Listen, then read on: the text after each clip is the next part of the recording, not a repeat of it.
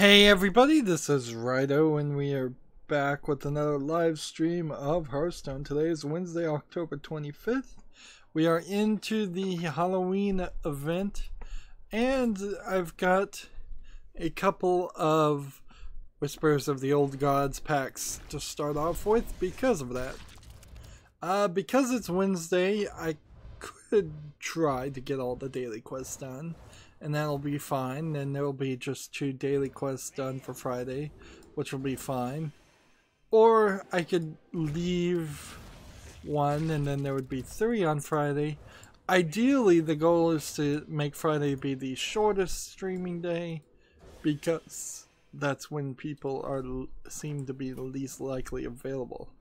We also have a tavern build to do. I need to play 50 Paladin class cards of the 2 if I'm going to pick one, and we have that arena run to do, so a lot of stuff to do. Headless Horseman rides again. It's time to battle the Headless Horseman. Will arm you with the finest house in costumes Azeroth has to offer, so you don't even pick who you're playing as. In fact, this stream could be really short if it weren't for the fact that Stormwind Investigator is who we're playing as. If it weren't for the fact that there's just a ridiculous amount of news, it seems. And all I have is Stormwind champions, apparently.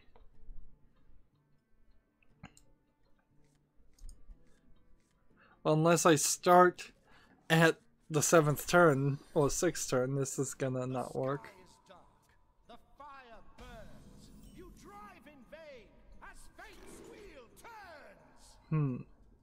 Dress up as a witch, draw a new hand. Dress up as a pirate, draw a new hand. Dress up as a cat, draw a new hand. Okay, let's go with cat costume. And then that gives me several kind of cat themed things. Let's see, passive, whenever non-boss enemy summon a 1/1 cat. Survives damage. What's his ability? Slash deal 2 damage randomly. Split amongst all enemies. Here we have Mr. Bigglesworth, which is a legendary you can't actually get. It's kind of ridiculous.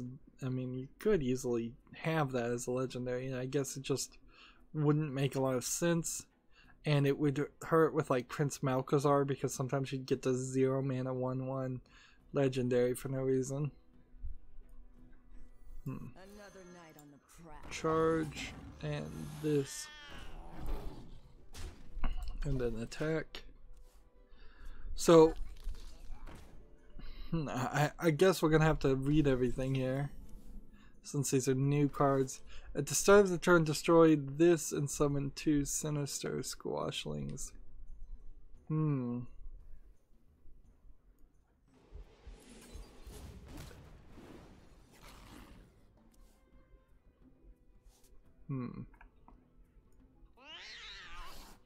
Let's go ahead and kill this just to get rid of it.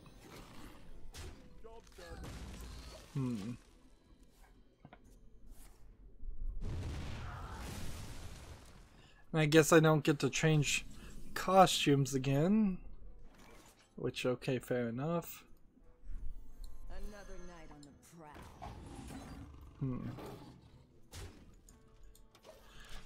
prowl. So first bit of news we have is Robert Guillaume, Guillaume, who played Eli Vance in Half-Life 2, which was one of the doctors, has died at the age of 89. We've really gotten to that point where a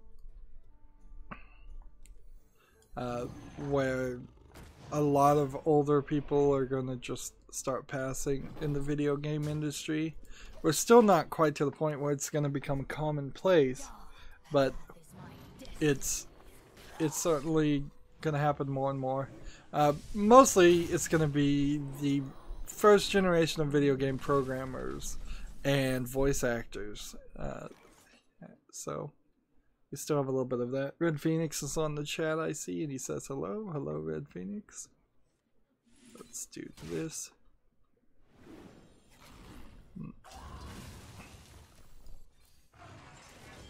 And I don't think I want to play.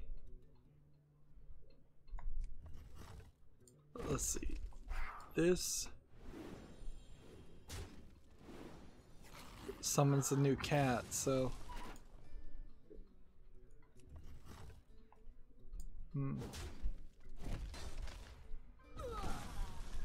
Interesting.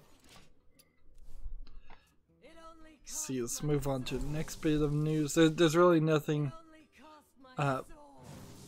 nothing really to say in an obituary other than he died. The reason somebody dies doesn't really matter, and just that they're dead. See, this is the Maniac Soulcaster. Choose a friendly minion, shuffle a copy into your deck.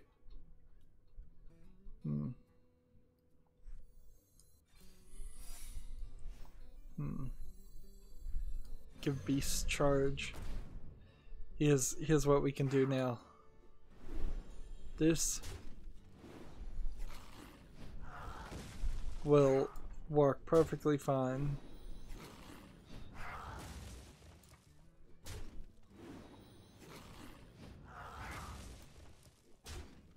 Let's see. I need to just keep targeting this guy and see if I can do as much damage as possible, I guess.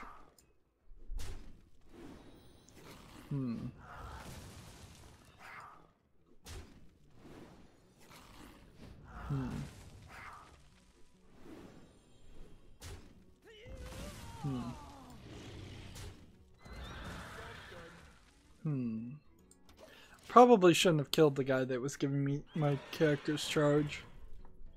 And see, because we're playing against an AI in this Tavern Brawl, we're gonna probably win.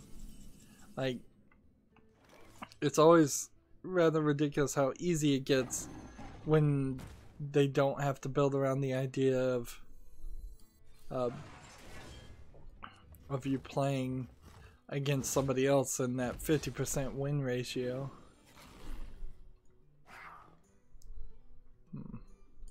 Let's go ahead and get rid of that one. Let's see, the board game company Fantasy Flight Games has opened a video game studio. Let's see. New studio is going to be called Fantasy Flight Interactive, and it's... where is it going to be? It'll be headed up by the former and human head CEO Tim Gartenson. Will take the task of adapting board games, publishers' existing games as video games. Not a terrible thought, but we have seen it done pretty poorly in the past, where games have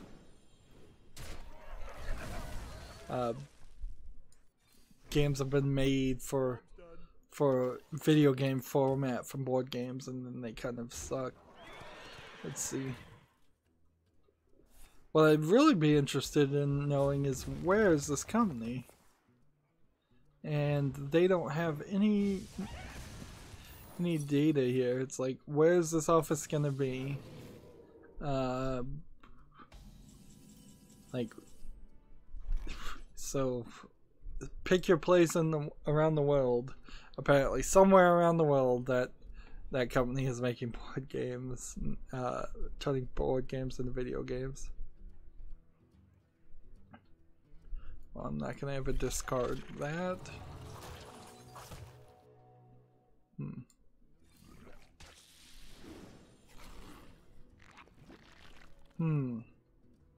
Do I have enough to survive here? I don't think I do.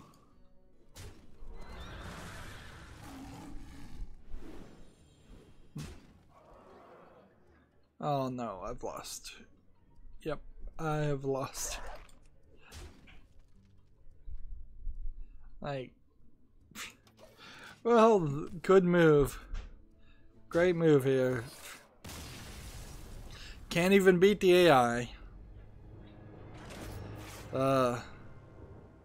No ads. I don't want to close this. Let's see. No ads. Click here to skip the ad. Skip the ad. There we go. What?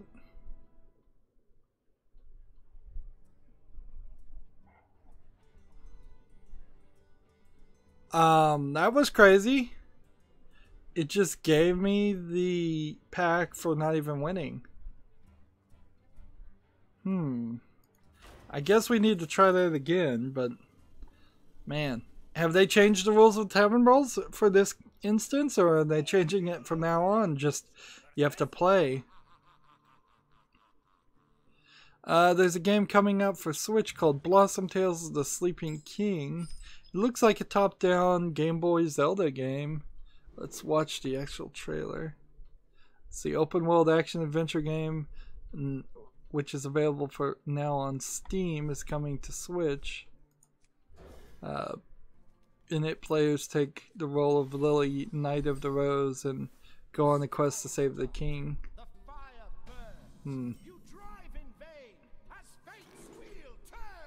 So let's do it this time as the witch.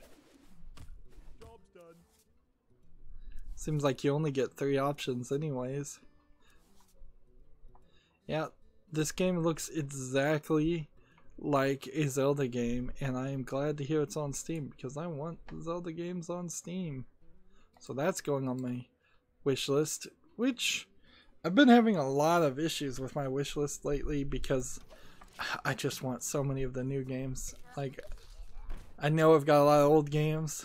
I know I can't really afford the new games, but particularly since we've hit that Christmas season where the good games are coming out, I definitely get that feeling. Let's see.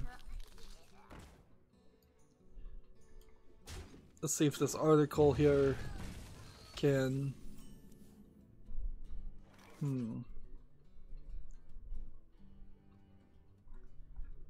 It's an article interviewing somebody who has spent $20,000 in the past 5 years on microtransactions.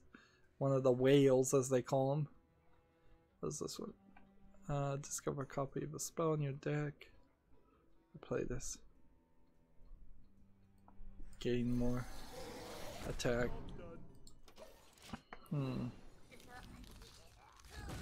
Yeah, honestly, I don't know what you really are going to get from that article, and I'd have to read it, and it would take too long. So maybe I'll go back and read it later, but yeah, there's foolish people who can be turned into... So these are the Sinister Squashlings. They're just 2/2 creatures. They can be manipulated in a way to spend way more money than they should. What's this passive ability? If you have enough mana, your spells can double and cast a second copy. Interesting. So that's why this is doing it twice. Interesting. Next bit of news, we have Metal Gear Survive is coming out February, and the update from Konami is it is coming out February 22nd for PC as well as PlayStation 4 and Xbox One, which I guess the advertising material and the announcements really were only focusing on the consoles. See, discover a copy of a spell in your deck or play a taunt. Let's do this.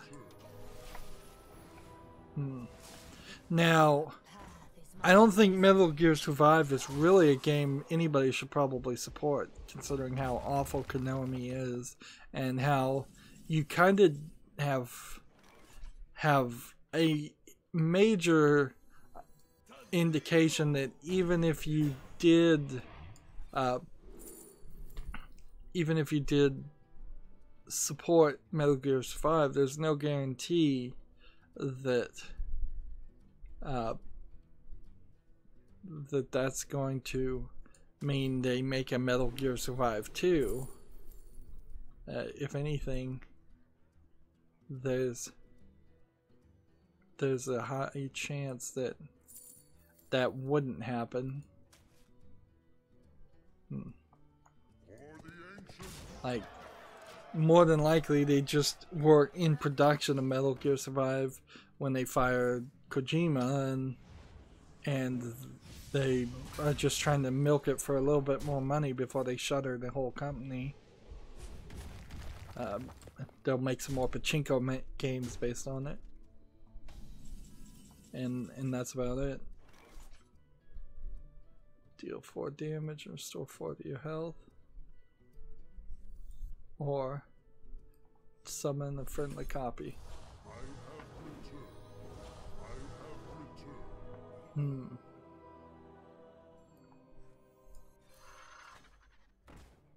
So, is there any way to survive this? Not really. This is funny. This is rather funny. Like, I'm on the verge. Man, seriously. This app has gotten useless.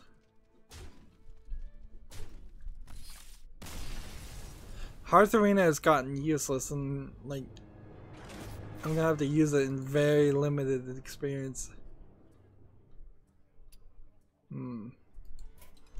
So let's just to get Hearth Arena out of the picture, let's do our arena run.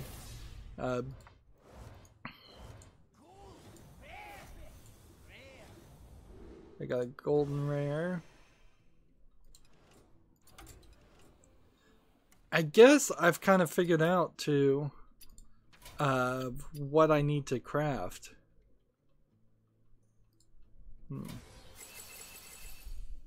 Like, now that I have 1600 dust, I think I am ready to summon Reno. Unless I already have Reno, and then I have no clue what to craft.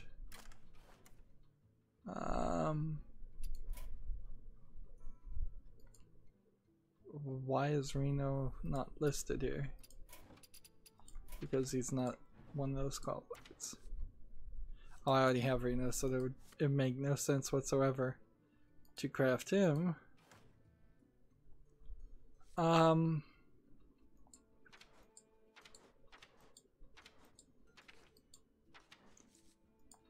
Probably wouldn't be a terrible idea to create another one of these.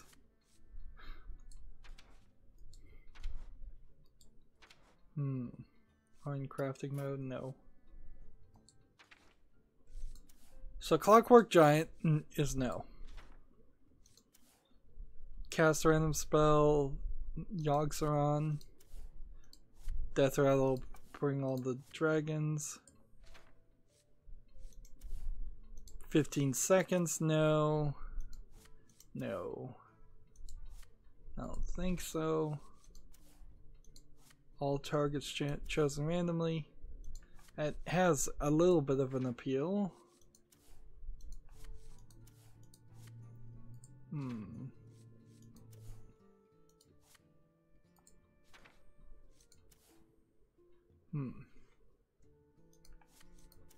I know I need to get a legendary. Oh, it was this pirate. My hope is by getting this pirate, I will also get the other pirate character. So let's see. 1600 dust. Could be a huge mistake. And then my hope was that the reward character would be triggered. I guess I could just type in pirate. That would probably help. And it would give me this. Because that's how you used to get patches to pirate, was with the 1 mana thing. But I guess I also don't have this character as a pirate. So I have another 1600 dust to make. And well, hope that was the right choice, but really no guaranteeing. That could have been a really dumb choice, but it's one more legendary. One more legendary I don't have to worry about. Free entry to arena. This is the... Let's see. What do we need to play for our daily quests? Paladin. That sounds good to me. We don't have Paladin. So... Don't want to play as the Warlock, certainly. So... Like... Shaman, I guess. And then we could make a Shaman Warlock and draw more cards. Or we could make a Shaman Warrior or a Shaman Paladin. Let's go with Shaman Paladin. Alright. Now for Hearth Arena with these combined cards, I don't know if it specifically is going to change anything, like, too much. And I'm not really certain that Hearth Arena is worth it. But the one time I couldn't log in the Hearth Arena, which I don't know why it didn't let me log in on the Asian account. Like, it worked perfectly fine. Wow, these cards are awful. Like, just a really bad choice. And who's to say that Arena doesn't specifically give you 3 terrible choices if you make 3 great choices at the beginning? What? So maybe it's internally taking these numbers and telling the game, like, this guy's deck is too powerful, we need to keep it balanced. Let's give him only bad options.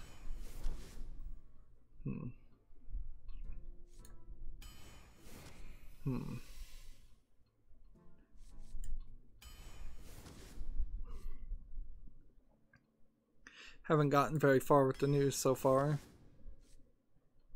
Not really surprised.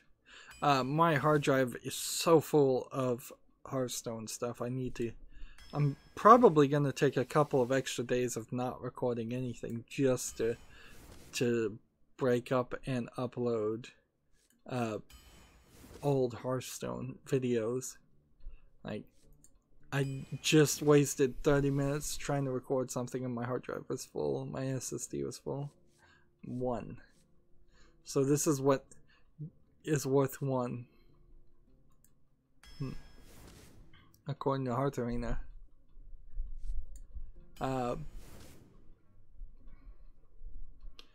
That taking a day off is also an element that I've had to consider, because for the past 2 or 3 weeks, ever since I started doing Monday, Wednesday, and Friday, I really haven't been taking days off, and I didn't.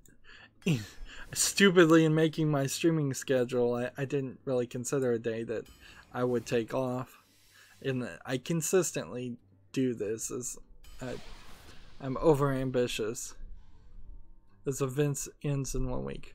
Also, my alternate account has got this free arena run. I'm gonna just wait till the event ends and see if I still have that free arena run on my alternate account, which really doesn't change anything, but it will allow me to report back if you lose it after the fact. Alright, we need to now close this and get rid of ads and move on with the next bit of news. Monument Valley's designers have announced their next game is called Florence, and it's about first love. It looks... You know, what is that style? What would you call that? Should I play this? Might as well. It looks like a simple sketch that you might see as some of the comics. Like comic strip comics style. Simple sketch. Not really inked. Drawn more directly with pencil and pen. Do we have any date or anything? It'll be available on iOS in 2018. Okay, so we'll see if that ever comes to PC and if it's worth playing. Next bit of news: investors have put $25 million into the esports team Cloud9. So, round of funding to help cover your franchise fees and possibly establish a dedicated training facility for its players down the road.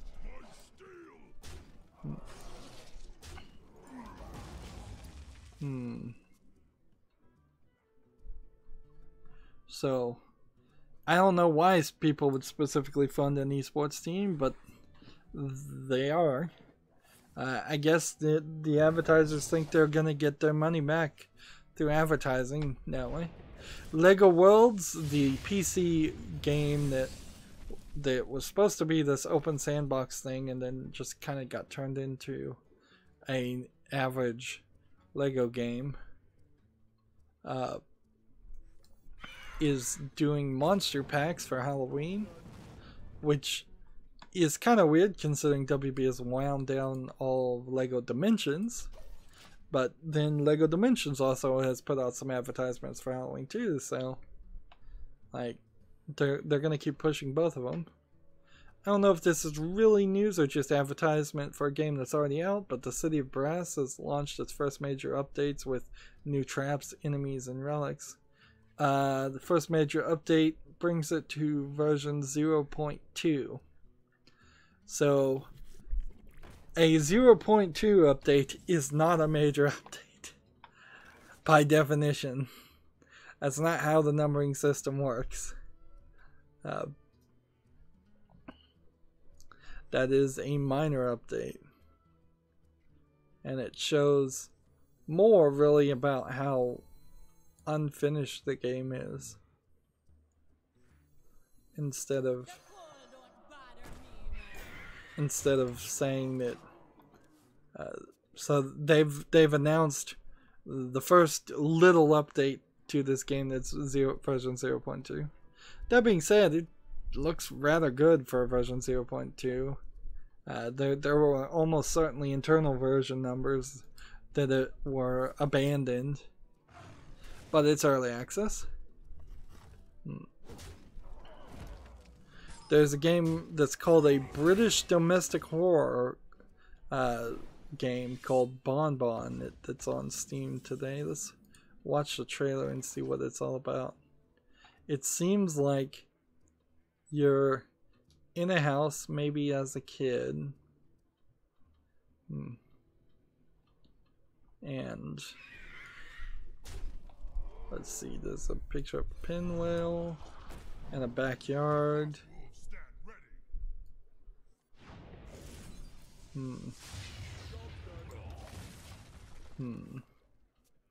see some toys running around on the floor. I see the player being able to pick up blocks. It seems like you're playing as a kid or some small creature of some sort. I would really like to go far in this arena run. That would be nice. But that's always asking too much. It seems. And I'm seeing some flashes of like maybe some toys looking like they're possessed toys. Let's see, 4th of August 2017. Well, wouldn't that mean that it was out? Let's see, maybe it came out on something else. It was on itch.io before, so with some tweaks and polishes. So again, I will look at it, but in this instance, I bet this game won't really catch my attention. Let's see. Do this. And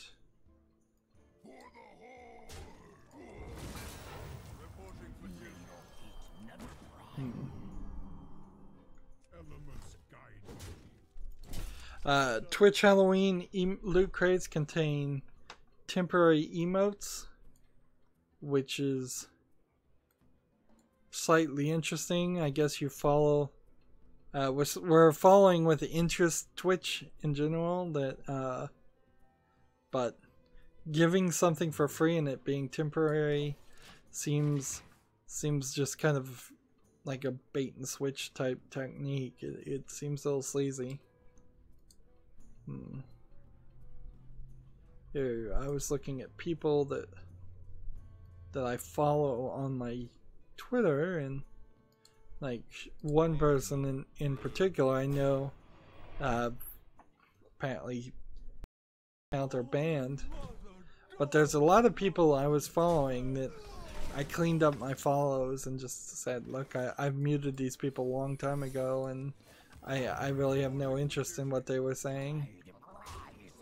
And then a lot of people I followed, I'm trying to find out, may very well have just blocked me. And some of them are famous YouTubers.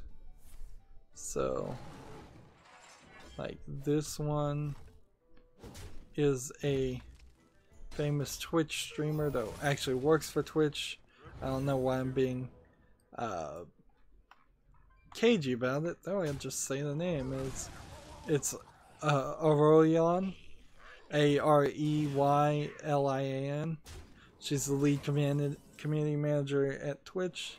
I've had her muted for a while, and I'm following her, and I guess the thing I need to ask is, do I want her back?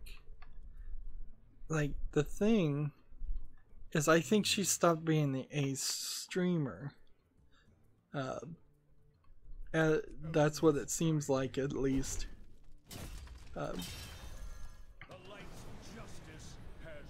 And I never really watched her videos in the first place, and she definitely stopped streaming on YouTube.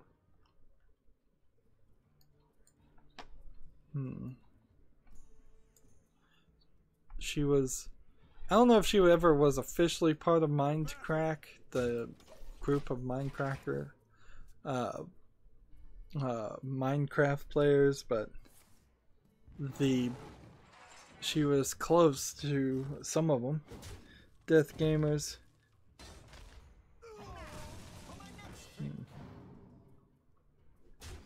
There you go. We got a person that is not following the rules. So, report.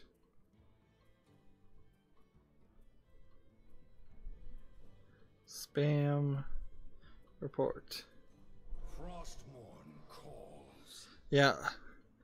At a certain point, I'm going to end up reporting so many people for spam or other things, then I feel like the way I'm going to improve my channel is, my channel's views is just getting tons of other people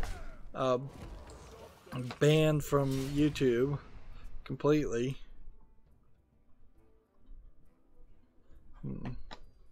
Yeah, so unfollow Aurelian. I don't care what she has to say. She's not even really that big. And I came to her through the next person I have, and this is not really news.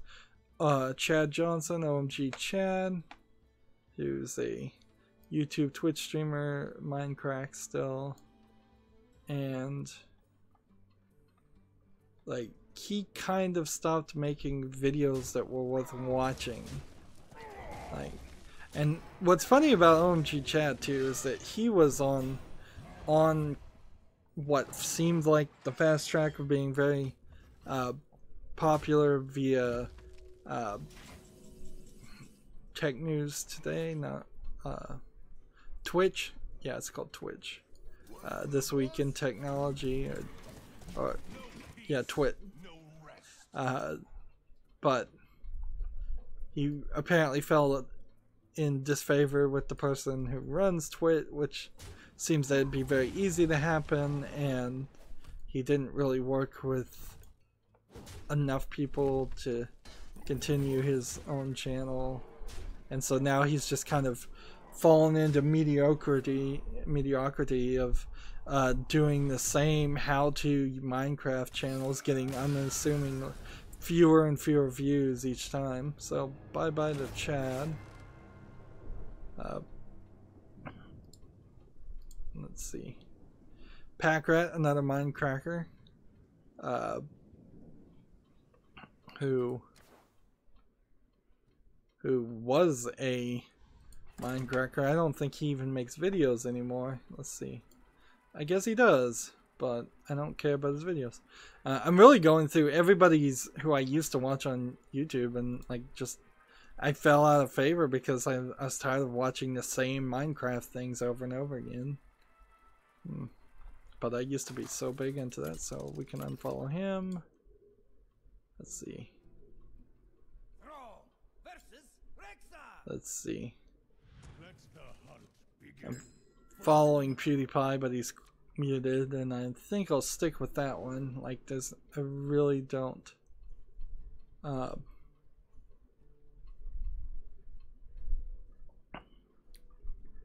Really don't want to see his tweets.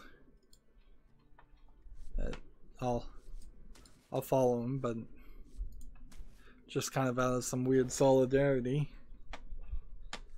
Next we have Super MC Gamer, or Matthew Moffat, who was, I think, with Minecraft for a while and then broke apart, and he now just does the Zeldathon, a Zeldathon marathon, and I'm surprised he even can make content without Nintendo constantly Content ID copywriting him,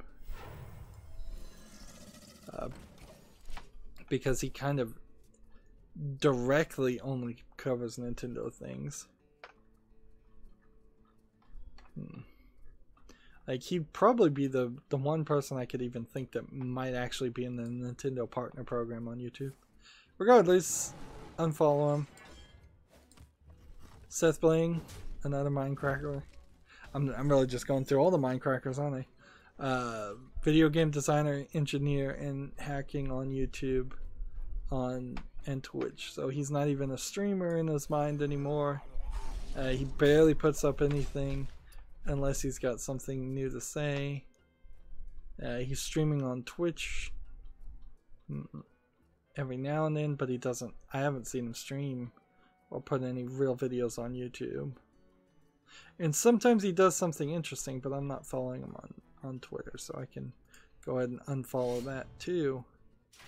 I need more people that are news reporters on Twitter to follow, not content creators, because like that's not, I don't cover other content creators. I cover when video games come out. August 26th, 10 minutes ago. This is the Tony Guerrero, the guy who ran Comic Bun. I don't think he was the right person to have run it, but he got, I think, fired from the place, or they are just shutting down Comic Bun as much as they can while not losing all of the fans on the forum. I don't really care what he has to say. Let's see. Maybe this is why I have so many pages open, is that I just opened a bunch. Felicia Day, the ultimate bait and switch geek personality. Let's see. Actress, new media geek, author, gamer, misanthrope. I like to keep my tweets real and not waste people's time. So she via a not really made public production company started Geek and Sundry, and she's not even really doing anything with Geek and Sundry. So at the beginning she pretended like it was her company with her and Will Wheaton's company, and in reality it kind of wasn't either one of them. It was the production company, which maybe they're producers on the production company, but whatever. And it was like this small independent YouTube channel that was going to be the new sci-fi channel, except for this time it was on YouTube. And then Geek and Sundry kind of canceled a lot of things that were good and just keeps trying to push things that are bad. And like, I don't watch any of it now. Like, I had hope. Same is true for Nerdist too, and I think it's the Nerdist production company that actually owns Geek and Sundry. It's an attempt to say, hey, I'm part of geek culture, when they really aren't, and they're just trying to profit off of it.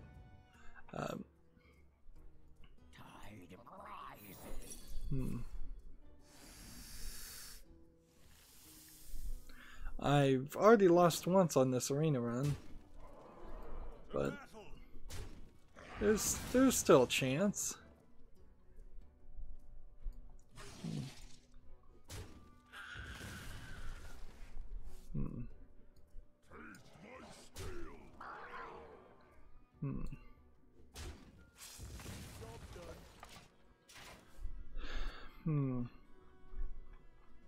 So yes, unfollow Felicia Day.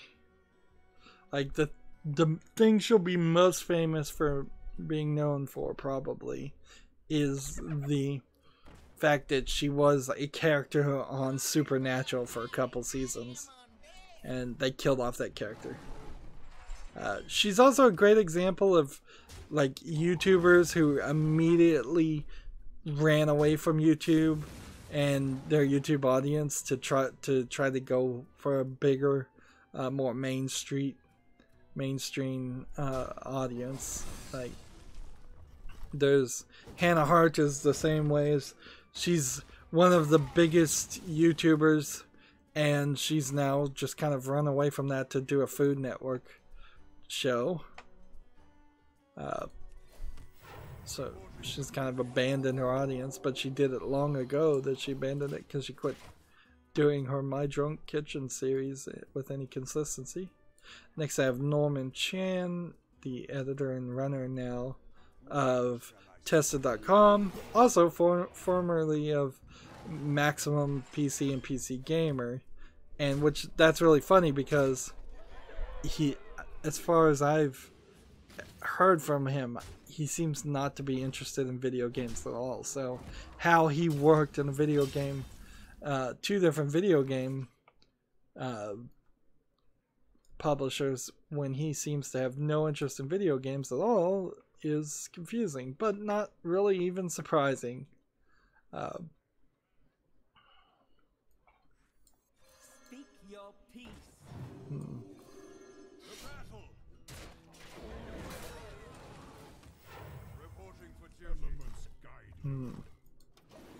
So unfollow him. I had him silenced anyways.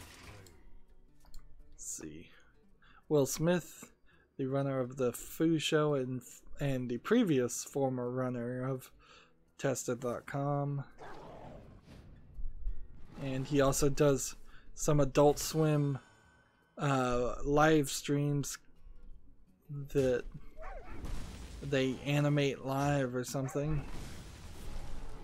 Like, I have no interest in him, so it's unfollow. This is probably the boringest content ever. George Sakai, why did I mute him?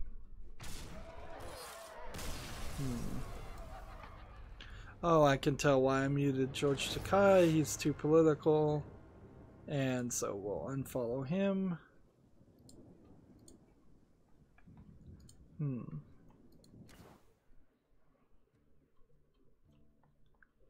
So he is an interesting guy. Nick Robinson, who was the person who worked, I believe, which publication was it?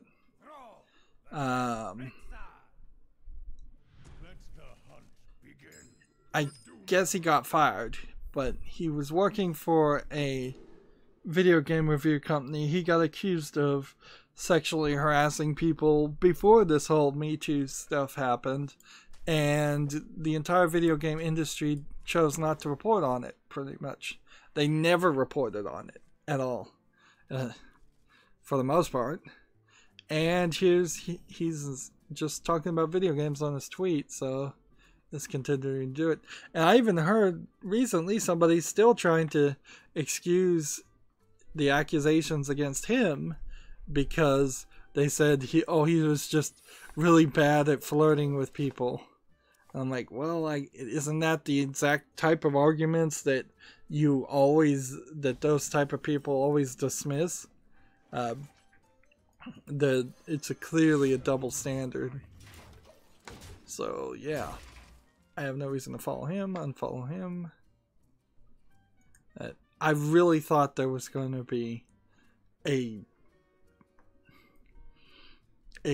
reports were eventually going to come out, but he was suspended from his job. Maybe he's still suspended, and they're just going to take forever. There was a similar story, not in the video game, but the movie theater word of the Alamo Drafthouse. Somebody who was high up and friends with the owner got accused of sexual harassment, and they pretended like they fired him, and then they secretly rehired him, and now the people are mad at him again. Now I'm looking at Total Biscuit, and yeah, I don't really think I will unfollow him, but he will stay muted because he posts too much. Gary Whitta, who wrote Star Wars Rogue One, but before that he used to work on PC Gamer. I think he probably posts too many political things too, or just too many random things, so I'll unfollow him. Cliff Basinski. Let's see. Yeah, Cliff Basinski is too political, that's why he's muted. And that's it for people I wanted to reevaluate on Twitter. And I shouldn't have done any of that on the stream. But I guess that gives people some insight on how I try to organize my Twitter stream. Back to video game news. Now, I guess I'm doing something different. And so I need to look and see how long I've been streaming. Because I'm not using an alarm clock. Instead, I'm using a lap timer so that I know roughly the exact times to break up a video. Because I want to be able to break up videos on Hearthstone immediately after I've recorded them and get rid of the originals and upload the broken up versions.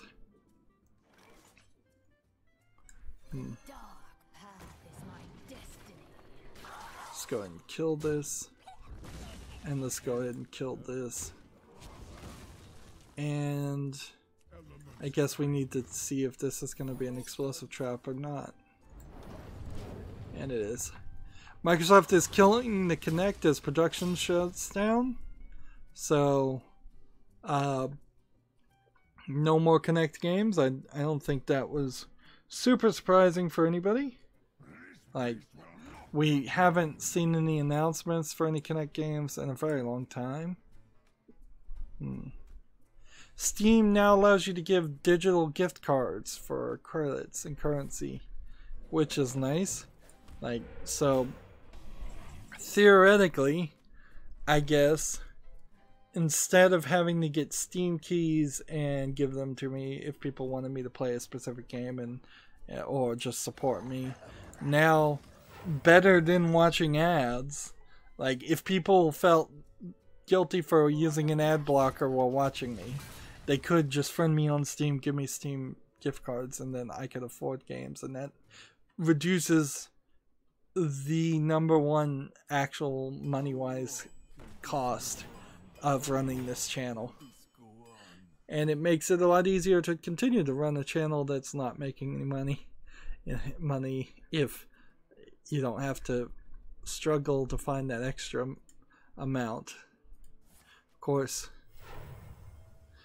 yeah, that all probably works even better than like trying to set up a Patreon and have people take a cut. Let's see. The Century horror adventure game called Perception, where you played as a blind person, I believe, and you had to echolocate. It's coming to Switch this Halloween. Let's see, is that the exact day it's coming out? Perception didn't really get a lot of coverage, and I think mostly because it's not really visual. It was, I think, alright of a game, but probably not amazing. Yep, it's coming out on the Switch on the 31st, and a free remaster update for the PS4, Xbox One, and PC are coming out on the 31st. All 4 disc versions will be discounted to $15 US. So, pretty good profit. Sword Art Online Fatal Bullet is announced and is coming in February. I could have sworn that's already been announced, but this is a PC Gamer article, so it may be that for the first time it's been announced in the West. Let's see. So those Sword Art Online fans.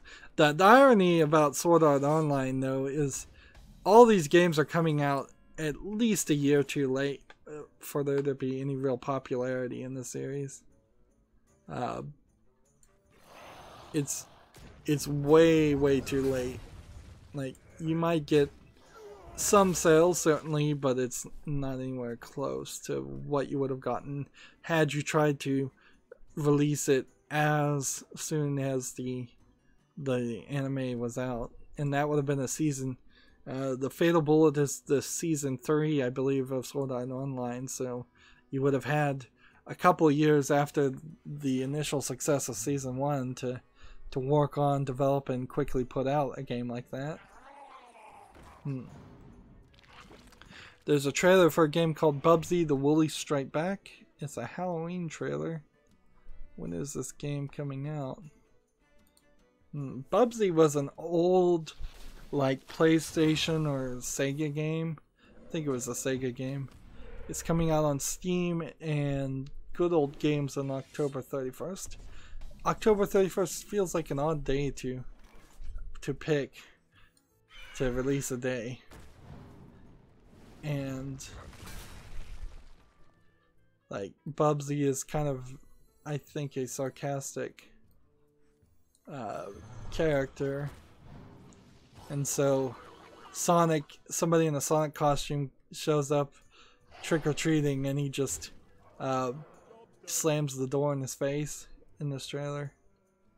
Now I'm looking at actual gameplay, and you're supposed to collect all the yarn, apparently. And it does look like something like Sonic, but not running as fast, so more of a platformer like Mario. And it looks good. It actually looks really good. So this one's another one to look for. Man, I keep running into good games. It's like, it's been so easy in the previous few months to just say, yeah, I'm not going to play Battlefield or Battlefront, so I don't care about that. Or there's not really any good games out, so I don't have to worry about that. But now it's like every couple days I'm finding something new I want to play. And meanwhile, as I'm playing my old games and pre-recording it, a lot of those games I'm just going through for 30 minutes and going, yeah, not worth playing. Like, I just recorded the Angry Video Game Nerd video game, and boy is it an awful game. And it's attempting to pretend like it's supposed to be an awful game, and that's the joke, but that does not justify it enough in my mind. Whenever this successfully attacks and kills a minion, summon 2 Murlocs from your deck. Let's see if this actually works.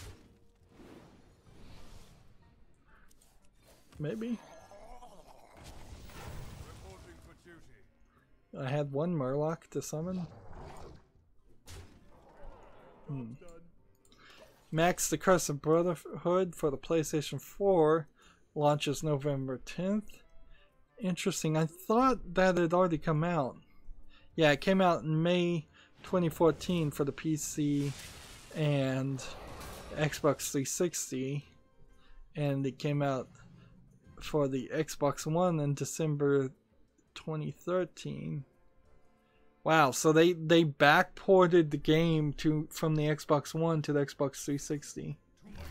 Interesting. So that's another game I need to take a look at.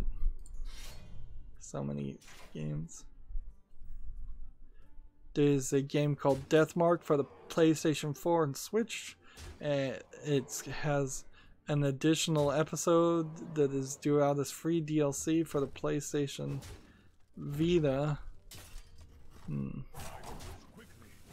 Let's see. What is this? Well, is the name of the game Spirit Horror?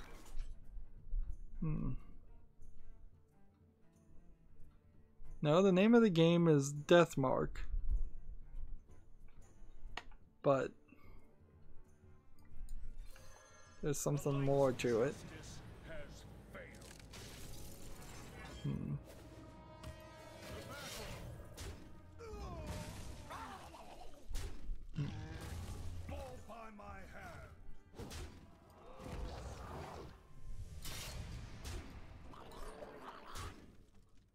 There you go.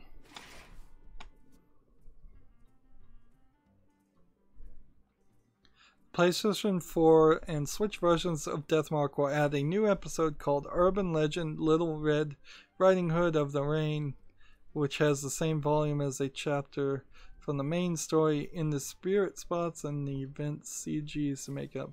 It feels like it's a visual novel that is just going crazy with different things. And it's coming out January 18th in Japan, and I don't even know if this is coming out to the West at all. Not with that kind of release schedule, at least.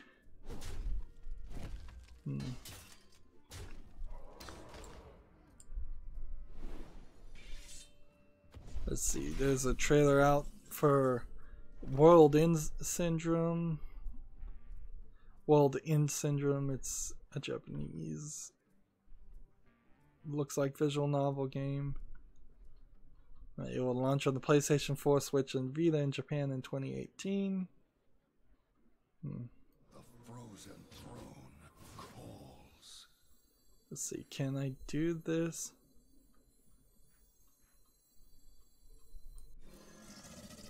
I should have done this actually. Ah, it doesn't matter. You pay, I protect. Fall by my hand.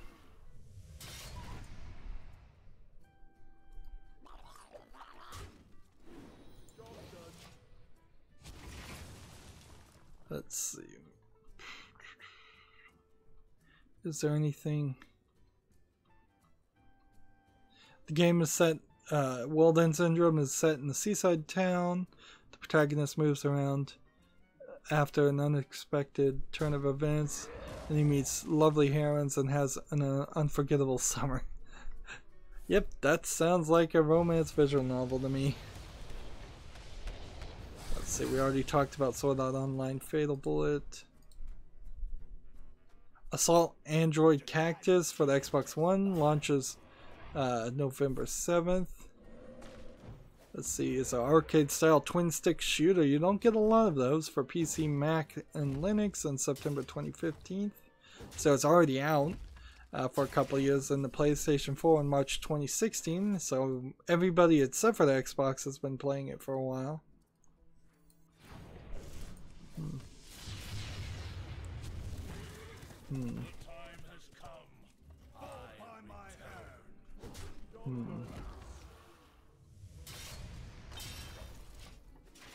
Let's see. The only way I think I can win this arena run is with the 4 horseman power. So yeah, I'll check out this game, but it's probably not. The fact that I haven't heard of it and it's been out so quickly. Dying Light retweeted some free DLC where you can get the candy cutter weapon if you go to a website. What was this one called? Gimli? Whatever. Middle Earth Shadow War details expansion pass and forthcoming DLC. Let's see. Like, I don't think anybody wants to play this game, but should play the game, but whatever. Azeroth will be purified.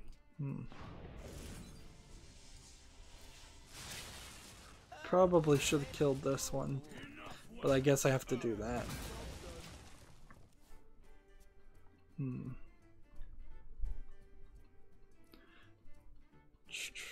Let's see. The cold don't bother me, man.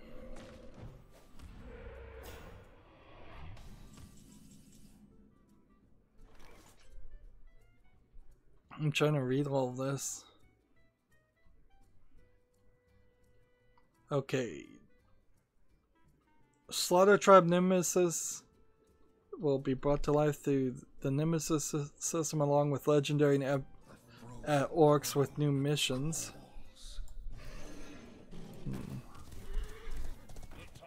So, the Outlaw Tribe Nemesis DLC does the same for the most rebellious warriors of the Orc Society. So it seems like some of this DLC is just gonna be... Oh, I should have killed that. Just more orcs. Blade of Gadriel story expansion. There's an actual story. Go toe-to-toe with Nazgul. The Desolation of Mordor story expansion. So it seems like the first 2 expansions are just going to give you more orcs, and then you'll get story expansions way at the end. Speak your piece. Let's see. Let's watch this trailer and see if this is what talking about. Well, I guess it is worth talking about because I haven't mentioned this game at least. It's called Occultic 9. And what is it? It's coming out for the PlayStation 4, PSV, and Xbox One November 9th in Japan. It seems like it's a magic style Japanese game with some romance boob physics. Alright, so I got 25 gold for that. That was a total loss if I had paid for it, but I guess since it was a free entry, we did what we needed to do.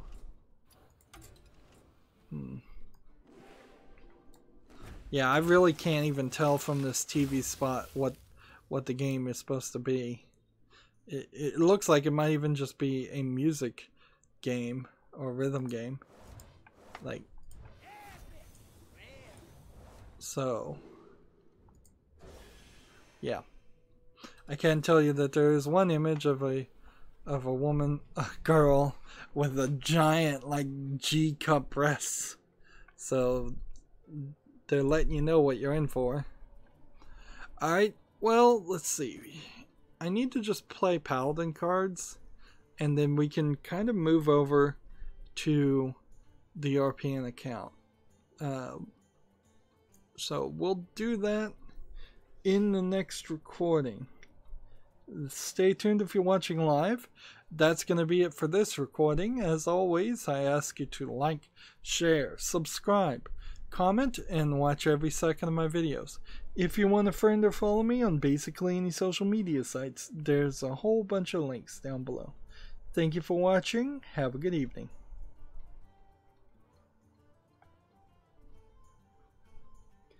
Hey everybody, this is Rydo and we are back with another live stream of Hearthstone.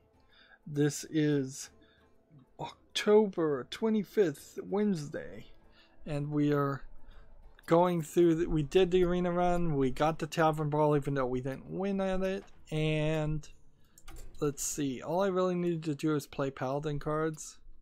I just opened the card pack and I can disenchant 4 of those cards immediately for some dust. And then I guess I probably should type in new even here because this is just gonna be way too much.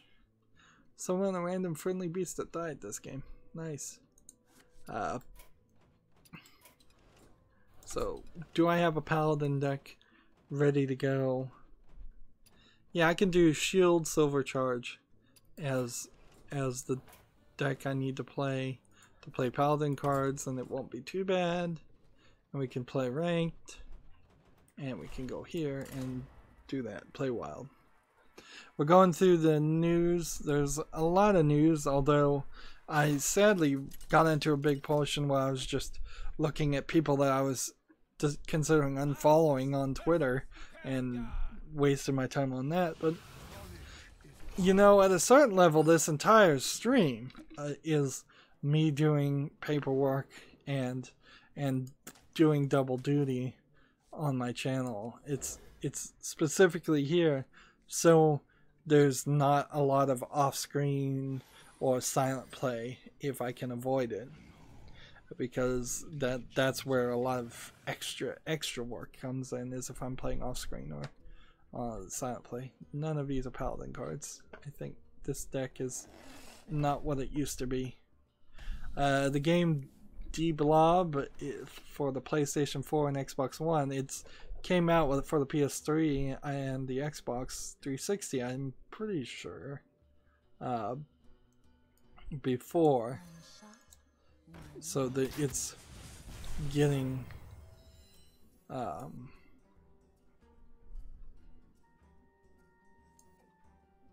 it's, what am I trying to say? It's getting re-released, the Blob, D-E-B-L-O-B. It's coming out for November 14th. It's one of the THQ Nordic games, so it was an old THQ game. THQ went out of business, and now Nordic Games is re-releasing it. It says, according to this article, D-Blob first launched on iOS in 2008, followed by the Wii in September. A PC version was on Steam. Oh, so I am totally wrong. It's never been on any of the other consoles besides the Wii. And I think I actually own this, so I could play it, so I need to probably make note of that and see if maybe I could time the playing of that game to make sense. I'll give it a shot. Let's see. We already talked about Metal Gear Survive. There's a game called Cursed Castilla coming to PS Vita in November 9th. It looks interesting, but it's like a Play Asia exclusive, and like they're making physical versions for the Vita but nothing else. Like, it's not on any other console. Let's see, it was first released on PC in 2012, followed by PS4 and Xbox One and 3DS on July 2017. So, I'll give it a shot. so it seems like what they've decided to do here is just re-release it. But I guess if that's on PC, that's yet another game I was interested in. Like, every game I'm clicking on now is catching my interest. I don't know if I'm just in a shopping mood as far as video games, or if I've just somehow curated my gameplay, my Twitter feed so well I only see good games. Final Fantasy Dimensions 2 coming to the West on November 1st. It's an RPG. Well, no duh, it's a Final Fantasy. But the animation style looks a little odd. And it's just saying go look at the official site. It's coming for iPhone and Android, it seems, though. So while it's coming to the West, it's also coming to the West in a format that I really don't care about. Yeah, I would never play any of the Final Fantasy games, even the old Final Fantasy games on a cell phone operating system. You can get Dark Train, which is a bizarre papercraft adventure game, for free until 3 p.m. on October 26th. That's tomorrow. So I'll see. It's free on itch.io. But yeah, if I have to go to itch.io to install it, then I'll do it. I have no time for games. To battle. Let's go ahead and kill that.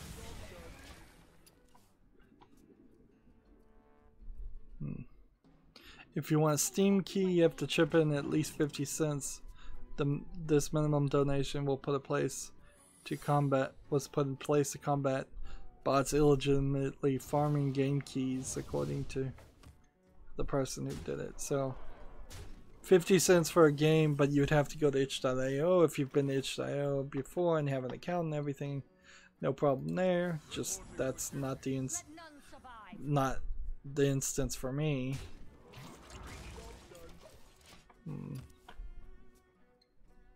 So I'll skip that one.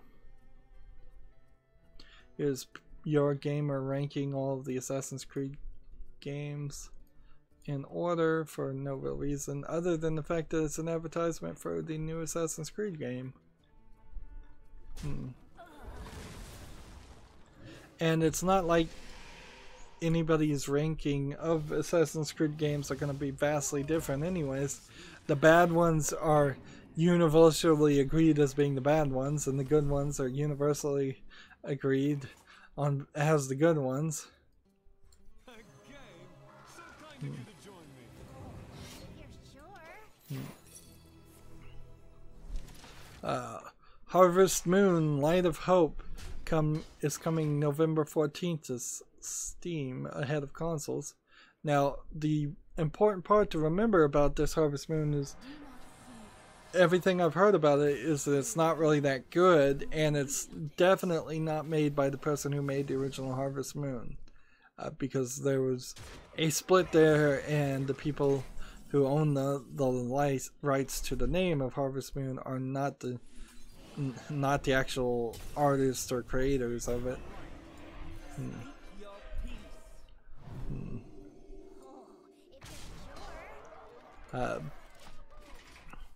Which is one of those weird copyright contract issues that really hurts society because the actual creators of their games can't even use the title.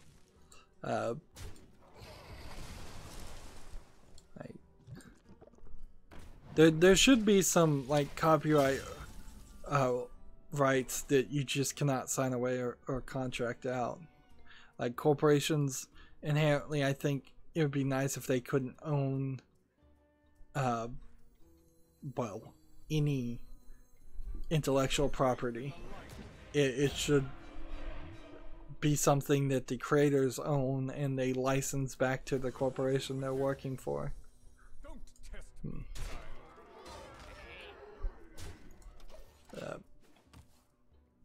Let's see, Magic the Gathering Arena is stress testing starting in November. A closed beta is coming soon.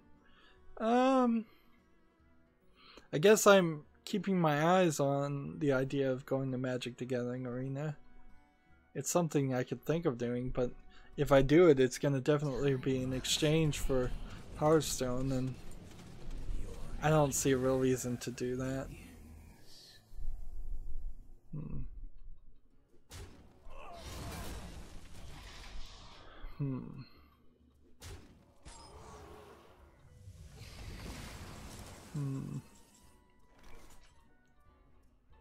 Trying to see what the name of this game is.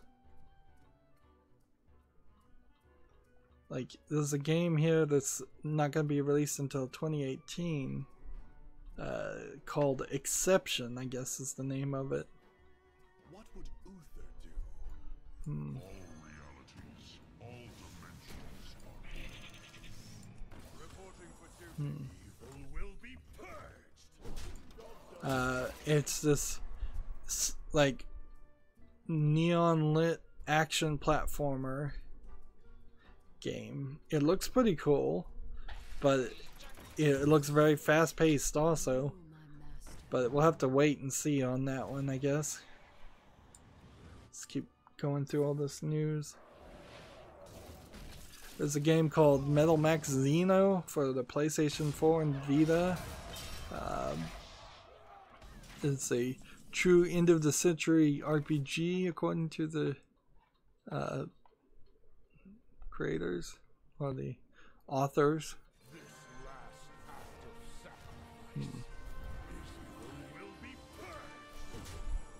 Should I do 2 damage to people?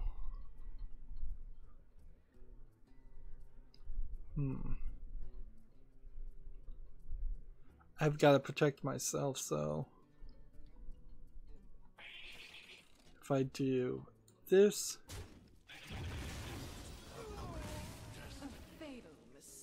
do this, and then in the turn,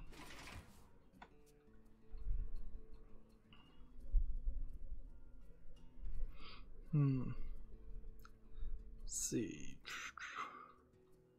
what kind of game is this?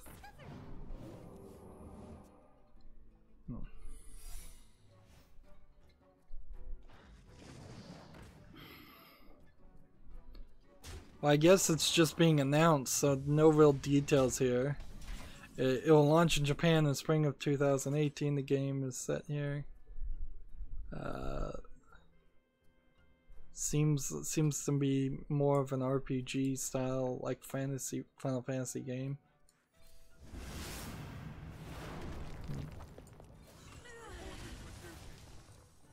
Let's see. Answer for your crimes.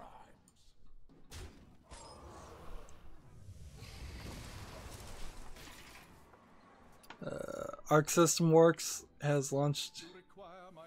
Man, I already recorded a video before I started streaming, and it was awful. It really was. Like the angry video game nerd video, in fact, and it's gonna go out, and I'm gonna just put it out, and it's gonna be awful. I was totally not awake for it. Today is just not my day. I can feel it. I'm trying to cover the news and nobody's on chat and nothing's going right. Let's see. Arc System Works launches After School Classroom, a new title teaser website.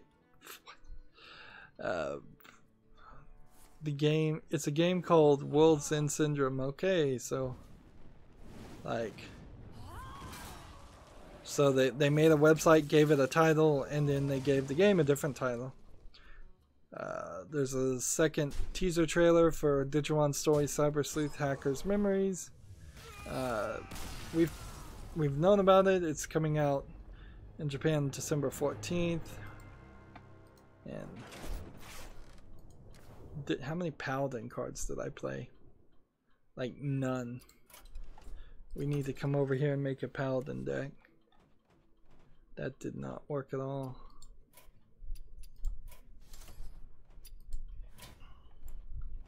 Paladin, Wild, blank.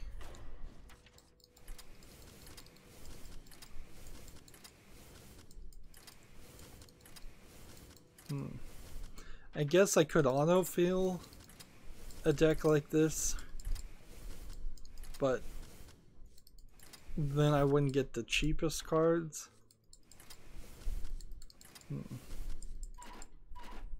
There we go. A bunch of 1 mana cards. And so that I can probably get about 15. Let's see. It's coming out.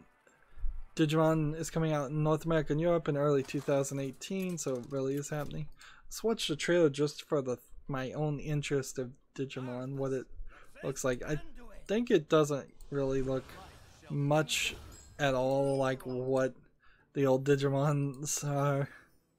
It's just that the Digimon characters are back, and I think it's set in a completely different world than the first couple seasons of the anime.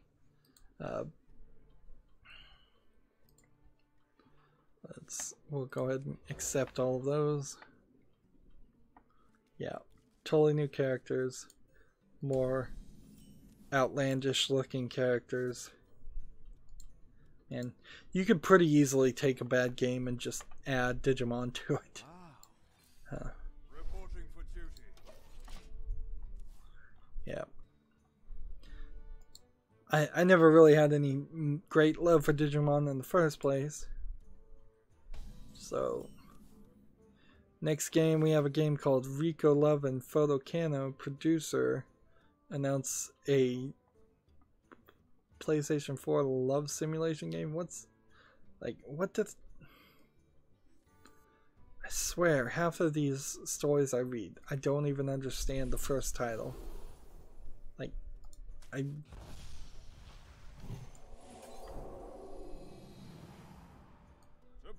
So, the name of the game is not Rico Love or Photocano. That's either 1 or 2 games that have been made before. Yeah. They're working on a new, still untitled love simulation game for the PlayStation 4. And that's all you know about it. So, if you are a fan, I suppose, of Rico Love, Blue Ocean, Golden Beach, and Photocano, which I think those are 2 different games, then you're happy. But otherwise, if you don't know who those are, doesn't matter one bit.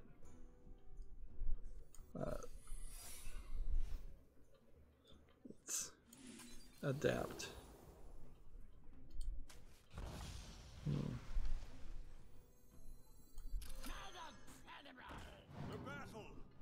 The battle.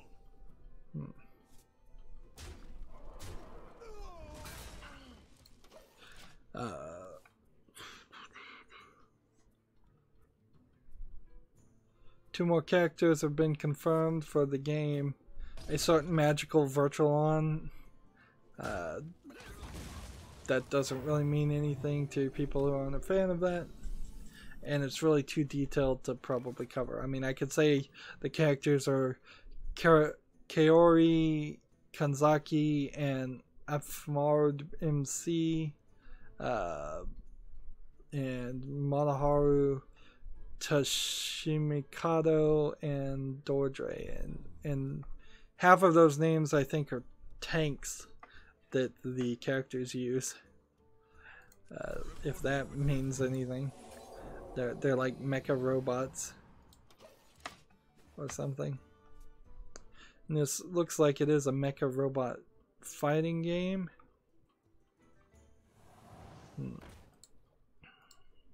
Moving on.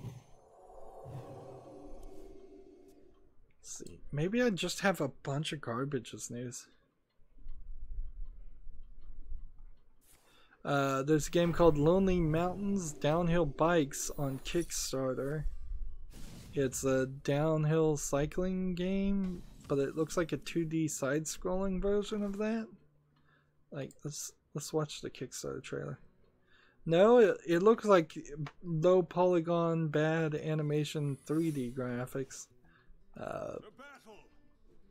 from the trailer, but then I have no idea why it looked 2D in the one image.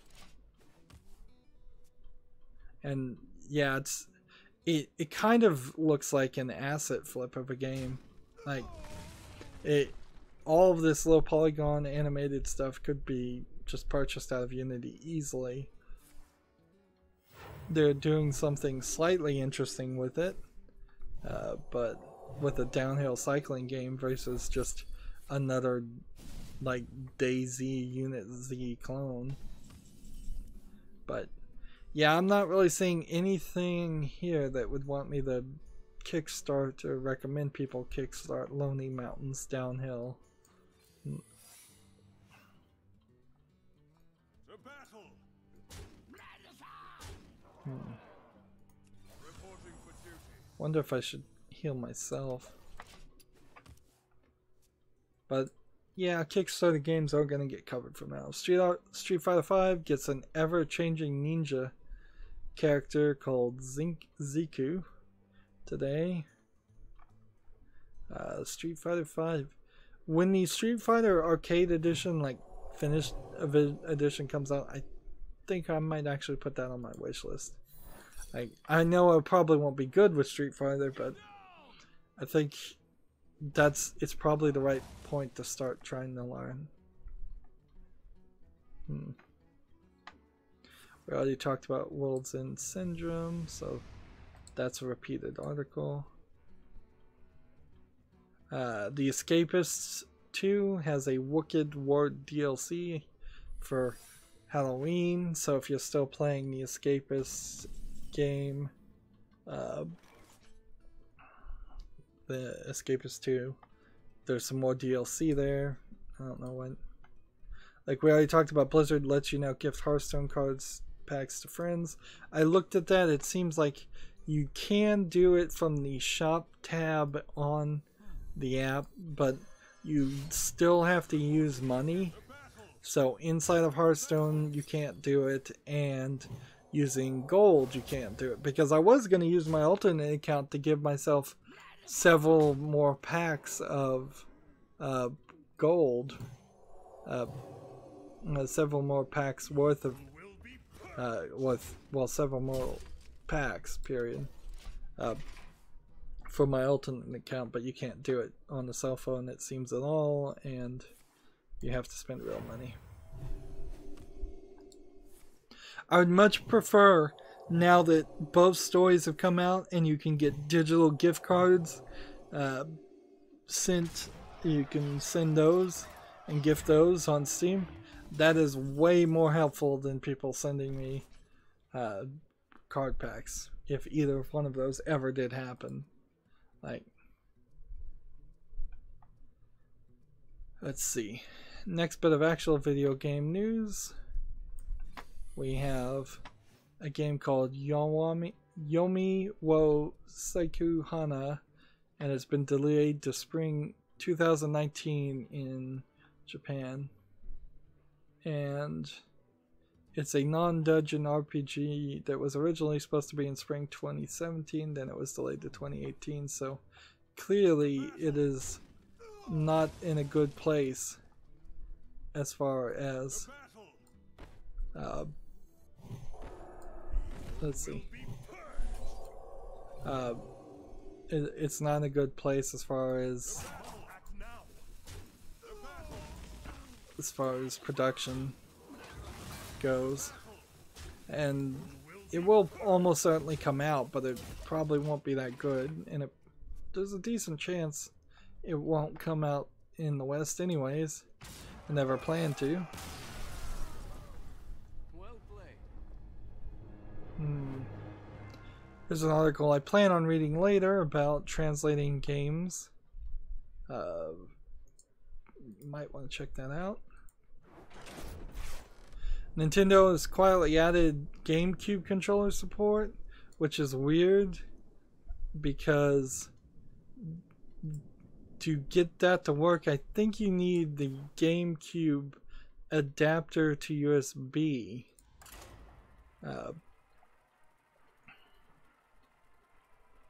So, like, that feels a little odd, but whatever. Like, the GameCube controller is not a great controller, looking at it, but it probably was better than the Nintendo 64 controller. While the Nintendo 64 controller was very groundbreaking, it wasn't, like, quite often your first attempt is not a very good attempt. Let's see.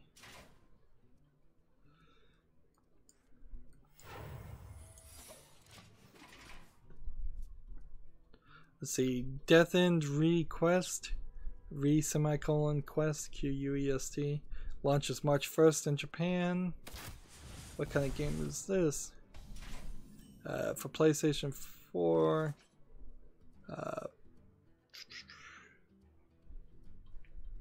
Yeah, you know, I really feel like I'm just teasing people a lot of times when I cover these games that are just for Japan only. It looks like it's a RPG, Japanese RPG, anime RPG. I guess I should start calling them anime RPGs if they look anime-ish, and something different if they don't. Next game is called Starly Girls Strategy RPG, is in development for consoles. It's another anime RPG, strategy-based RPG.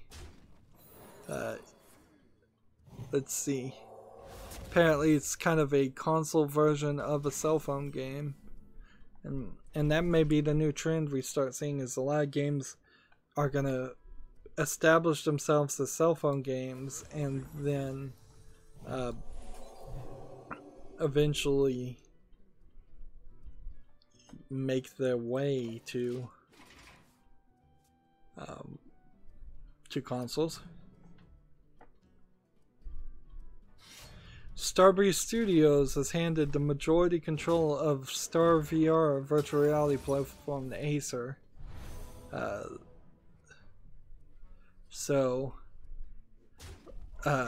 think Starbreeze Studios is the one that runs a super popular what is it? Space game?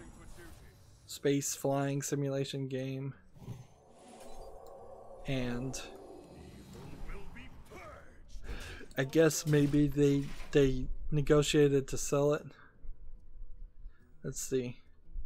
Both companies initially invested $25 million in the project. As of today, both have invested a combined $10 million, but Acer will be the sole investor moving forward. So they're kind of just abandoning Star VR. I don't know if people are particularly care or particularly are upset that it's now Acer that's going to be working on Star VR. I would imagine Star VR is not going to go anywhere because it's not just an open source standard. Like,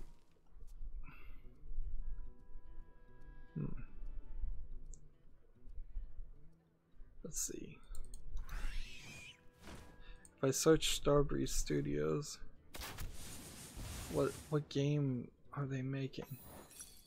Well, they're the publisher of like Dying Light and Payday 2. That's Starbreeze Studios. So they're not the one that's doing the space game. That's a different company. Well, then I just don't know, have a clue. Starbreeze Studios has always been doing some weird stuff, and this just seems more like weird stuff. Like, it seems like sometimes that they're about to go bankrupt, and sometimes they have tons of money. Sometimes they're this brand new publisher that's going to publish a bunch of games, kind of like Gearbox Publishing, to get more money. Sometimes they're not. I guess most recently, now that I think about it, Starbreeze has been known for being a publisher only and not making any really games, or being really focused on making any games. A new character is coming to Darkest Dungeon called the Shieldbreaker. I'm still not certain when I'm going to get around to actually playing Darkest Dungeon, though. Let's see. We already talked about that. There's a League of Legends lag report thing you can do. A company called Keywords agrees to a $66.4 million deal for the game testing giant VMC. It's an Irish company, but neither one of those companies I've ever heard of. They're way too behind the scenes for me. Divine Shield, there we go.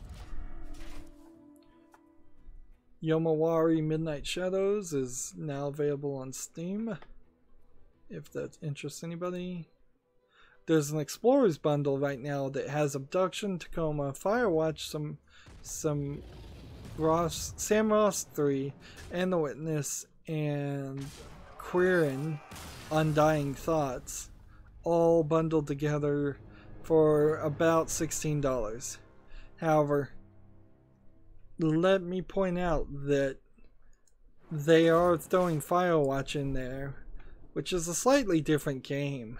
And the only reason I think Firewatch is there is because so many people were boycotting them after they did their DMCA against PewDiePie. So if you're still interested in boycotting Firewatch, I wouldn't get this bundle. If all of these games sound good to you, I'd say get it. The Witness is still going for like $20. Like, I don't no, this bundle is not $16. I misread. This bundle is $63 and it's on average 59% off. So these are some really expensive games still. Like The Witness is not worth $20, barely, maybe 20. Firewatch is going for 10. Abduction's going for 15. Abduction I just played, it's probably only worth about $10. Tacoma is going for 14. I don't think it's worth. Samaroost is going for 8. I don't think it's worth that much. Quern's going for 13. It's probably not worth it. So like every single game in this bundle to me seems like it's still overpriced even at its sale price. Great news. Maybe I won't play Street Fighter. Maybe I will play Injustice 2 because it's coming to PC, and you know, there's some interesting thoughts there. You could play as the DC superheroes instead of playing as lesser known characters in something like Street Fighter. It's a different game, different style of game, definitely. But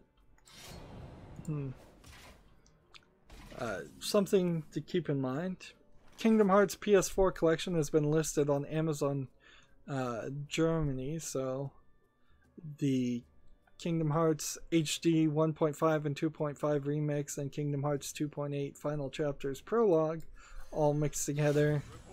I don't know if that's all the Kingdom Hearts you would ever want or need.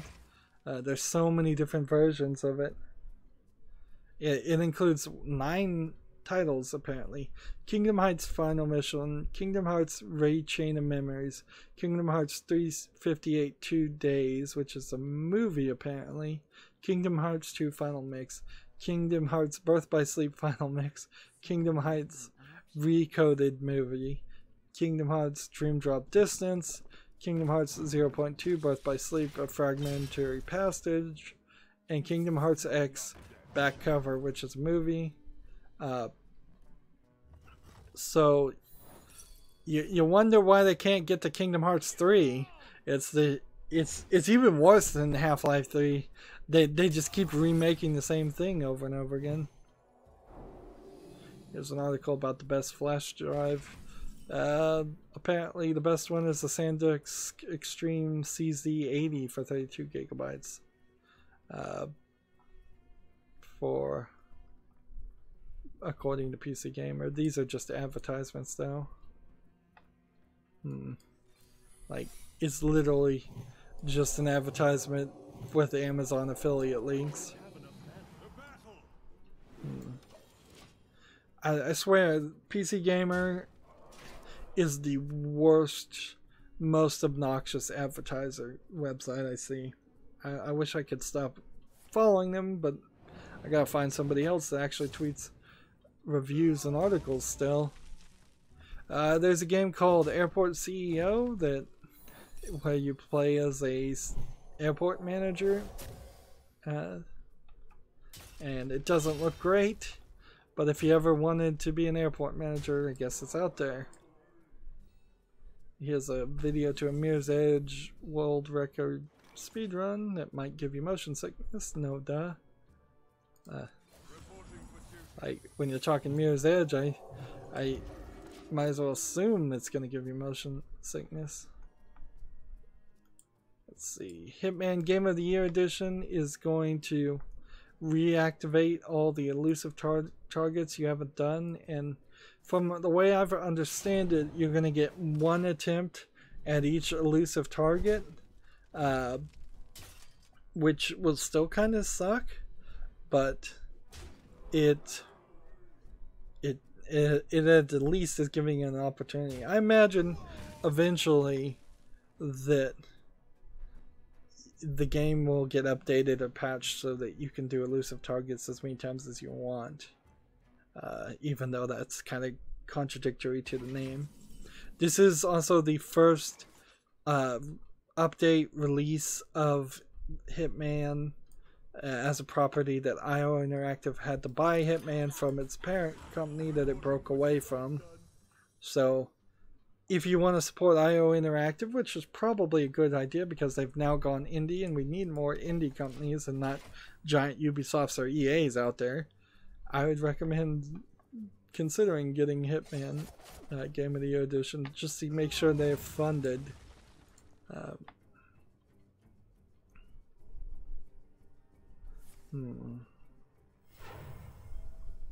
Here's some kind of conversation that I'm not going to bother to read. There's another article I'm probably not going to read. Here's another article. Man, I got too many articles. Here's a Hearthstone notice regarding as the next 3 arena rankings will cover a slightly shorter trial time period because of the Halloween event than the standard month. We will be adjusting the ranking criteria slightly as below. For the month of October, we'll be counting the best wins per run in 20 consecutive runs. For a special dual class arena period, we will be counting the best wins per run in 15 consecutive runs. For the month of November, we'll be counting the best wins per run in 20 consecutive runs. So if you're trying to be the best arena player out there, that's good to know. For anybody else in playing Hearthstone, that doesn't probably matter at all. And if I am lucky, like, I think we may be close to being out of news, and that's good because I want to go to Slam gameplay. I got a lot of work I need to do, and I've got a lot of other things, and this is just one of the bad streams when nobody's here and I'm not doing it good.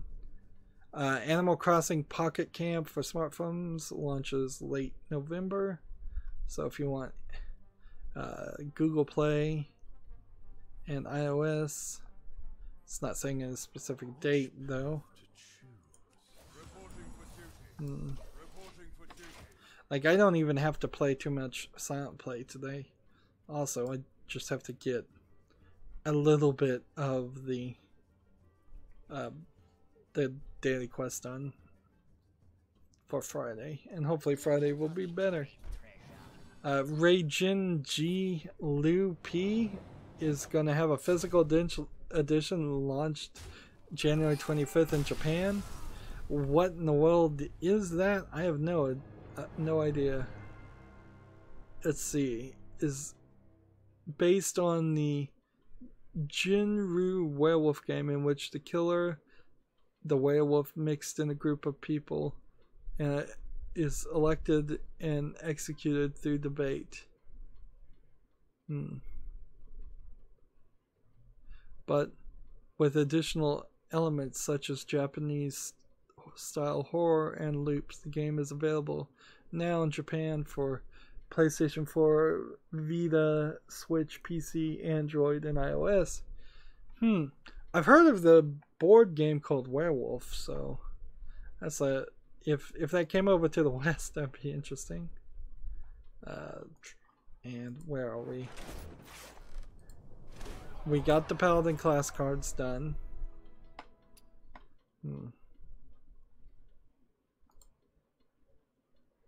Like, that's another article that doesn't really matter. There's a Humble Bundle right now with a bunch of Double Fine games. If you don't have the Double Fine games, I think it would probably be worth getting. Here's another article about nothing. Let's see. Apparently, Destiny 2 is banning people immediately if they use common game capture tools with no chance to appeal. So, like, game DVR for MSI Afterburner people, like, maybe I would get banned for using OBS. So, like, I don't think I'd play Destiny 2 anyways. Oh, yes, and the forum NeoGAF is back, and the creator is claiming that the sexual harassment allegations against him are false, and so I guess innocent until proven guilty. Let's see it fought out in courts instead of the court of public opinion. A lot of people not willing to give the runner of NeoGAF a shadow of a doubt in the first place, and they read his denials as just more evidence of his guilt. And honestly, the idea of being guilty before being proven guilty does not work in society, in public opinion, any more than it does in law. So we'll see what happens. Like, I guess there's not... You can read his full response. There's a lot of it. And you can make up your own opinion. But I guess there's really nothing more to say. The problem here is people making allegations that are downright slanderous and not acting on them legally. Like, if somebody harasses you, you should file police reports. You should create evidence. You should immediately denounce the person. And so often the case, both actual victims and people who are actually making false accusations, both of them seem to not want to speak up about it until way after the fact, way since the statute of limits have happened, and that does not help anything. It just muddies the waters and makes everybody look bad.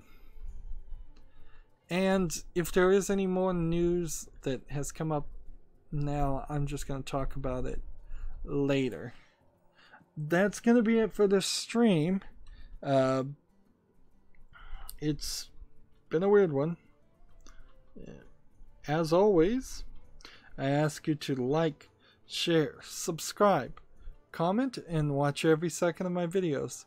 We'll go into the post show after this if you're watching live. If you want to friend or follow me on basically any social media sites, there's a whole bunch of links down below. Thank you for watching. Have a good evening.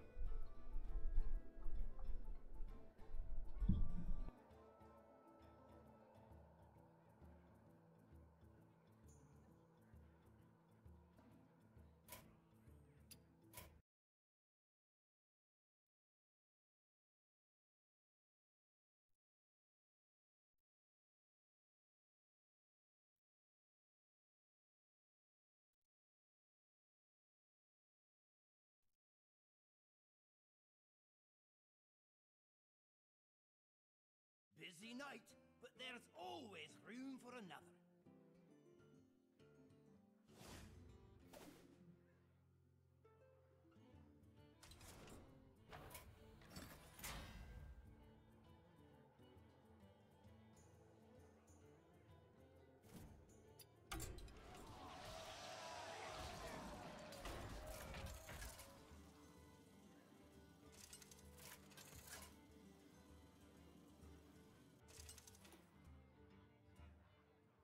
For the Alliance!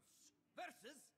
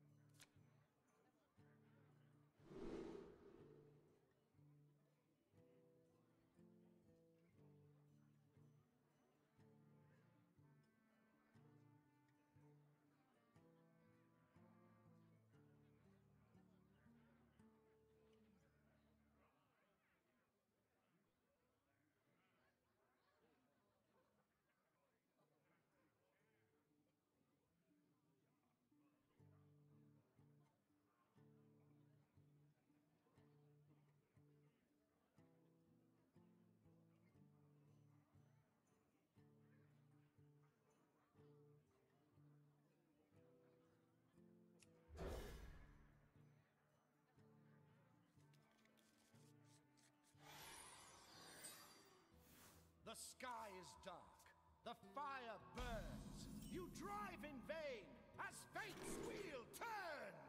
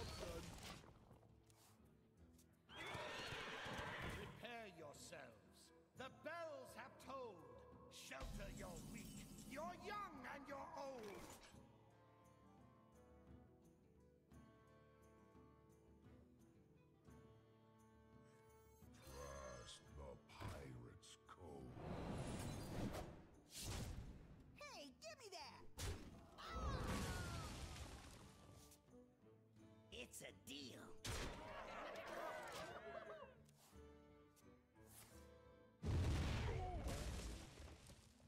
It only cost my soul.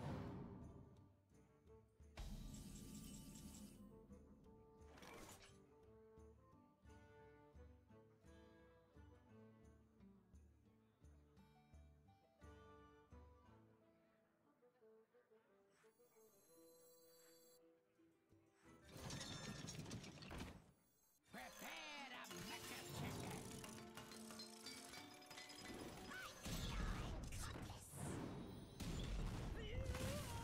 It's a deal.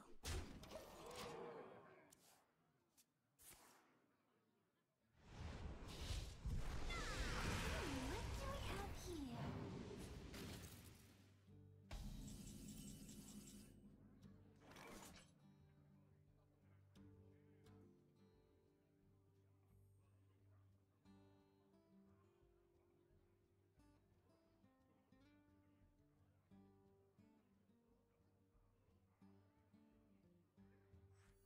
Let the pain speak to me.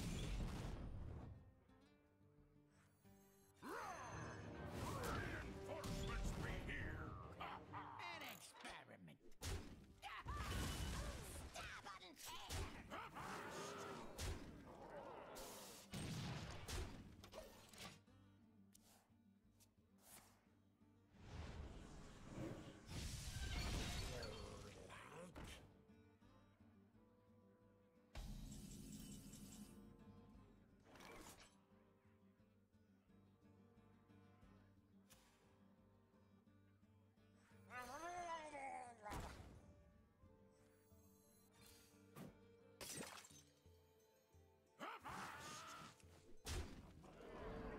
So eager you are for my blood to spill. Yet to vanquish me, 'tis my head you must kill. Bring the pain. Stab and tear.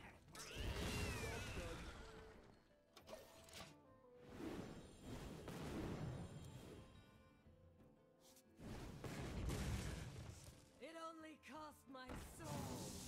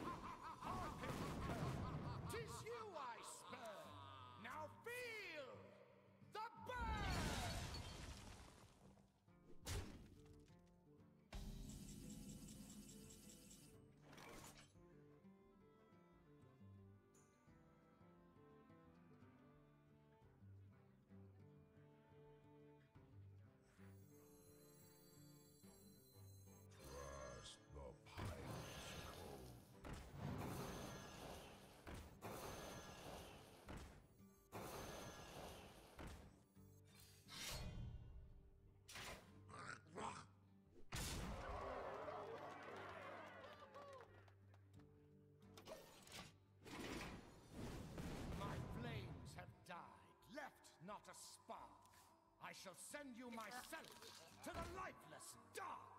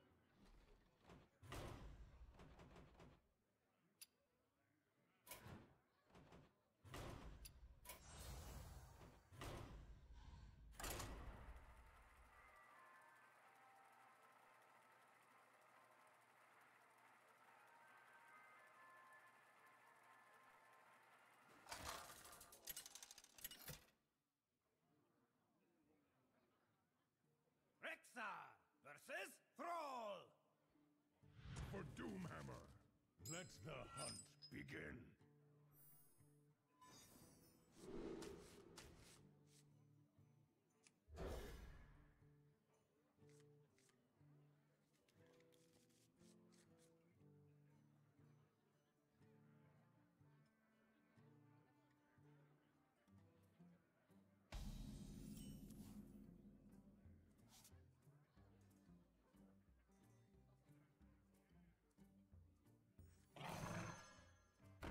Job done.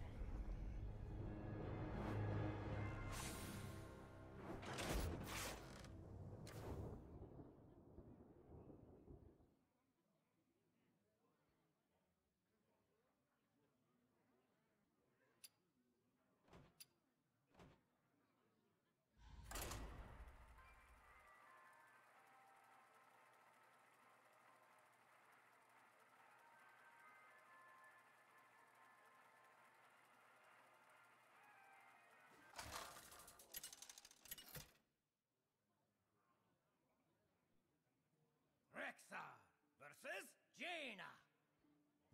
You asked for it. Let the hunt begin.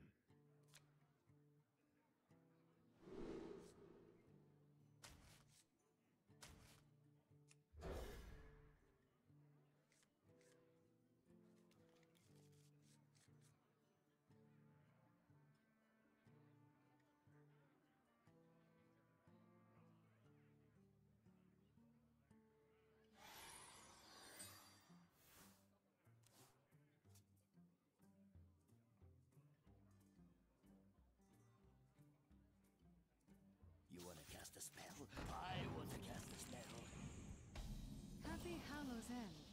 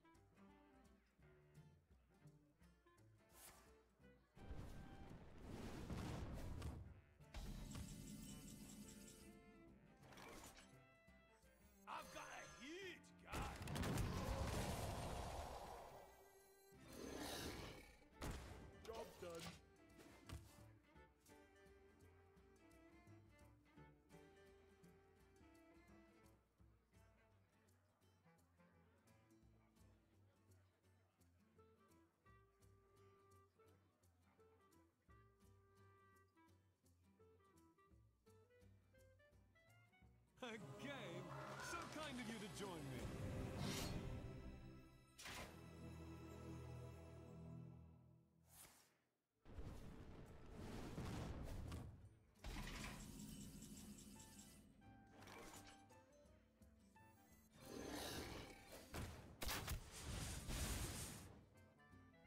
I'm ready.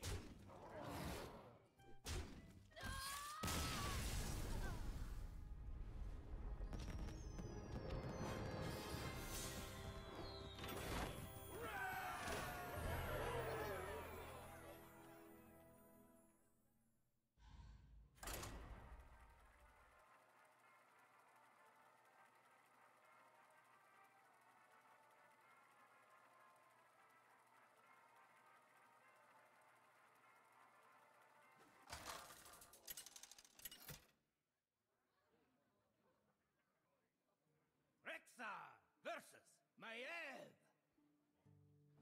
None can escape my fury.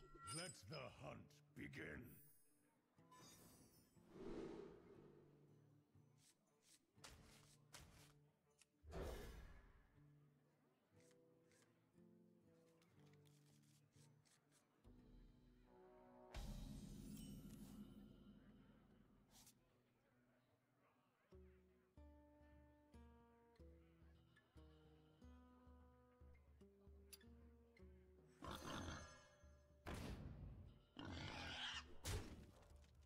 Job done.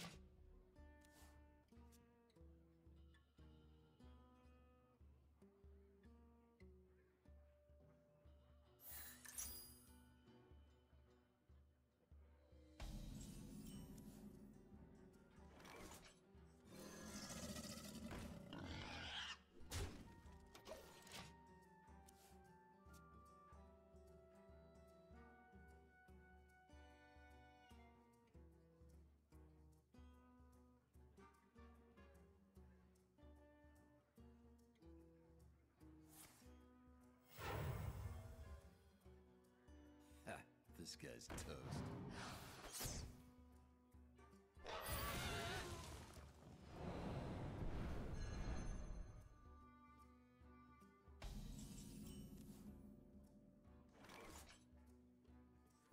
Handle it!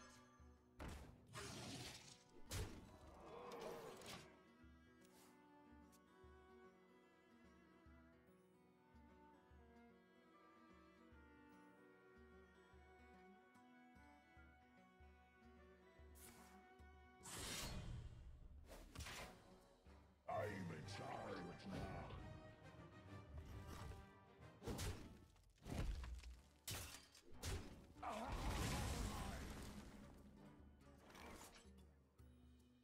Don't mess with Tusk.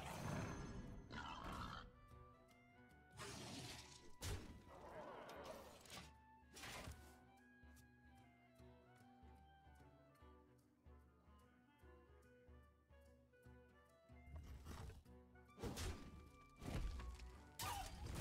guy's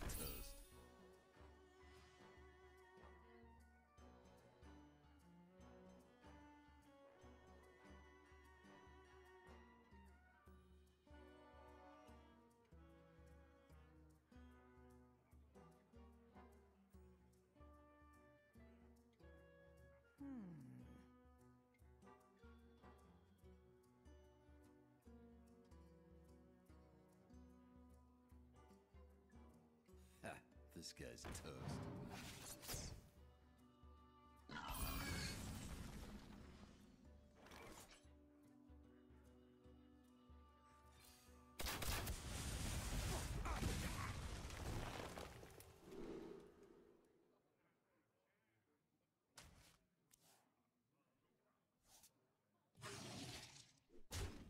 Suck steel, swine!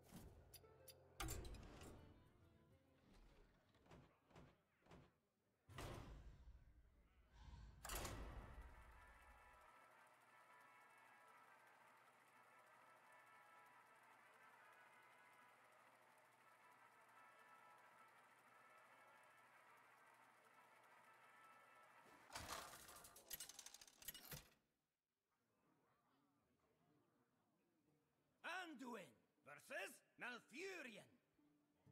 I must protect the wild. The light shall bring victory.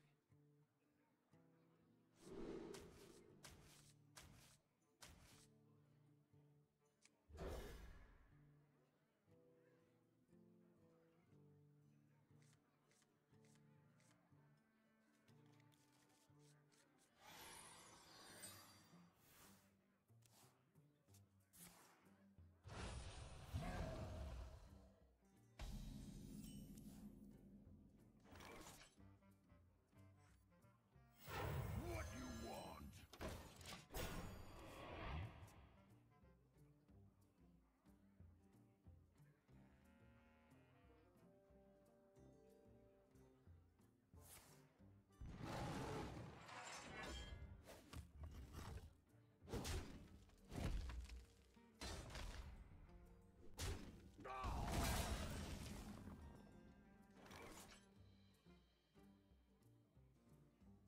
What you want?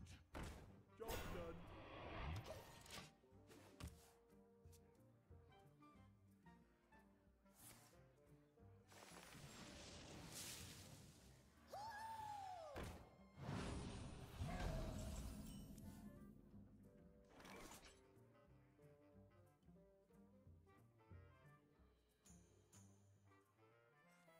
We must cleanse the Sunwell. Time for killing. Job done.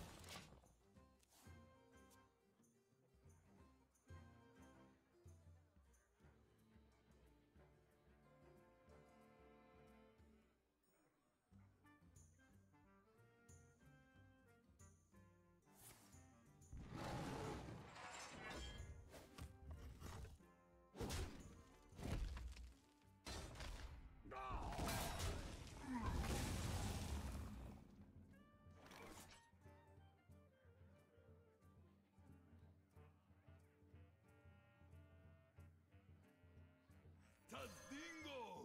Yeah! Job done.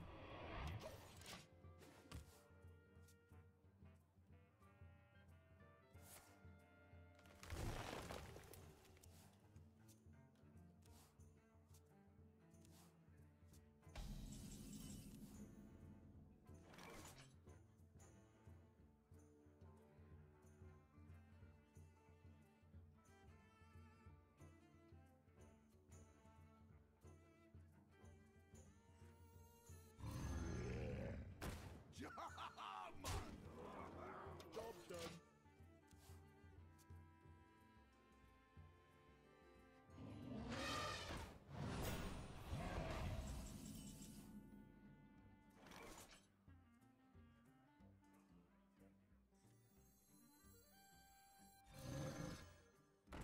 One shot, one kill.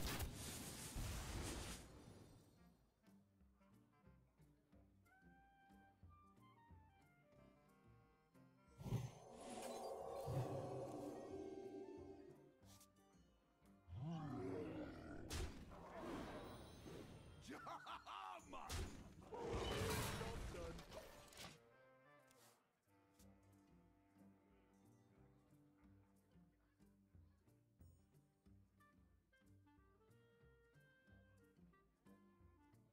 Mind if I roll need? We will devour this world.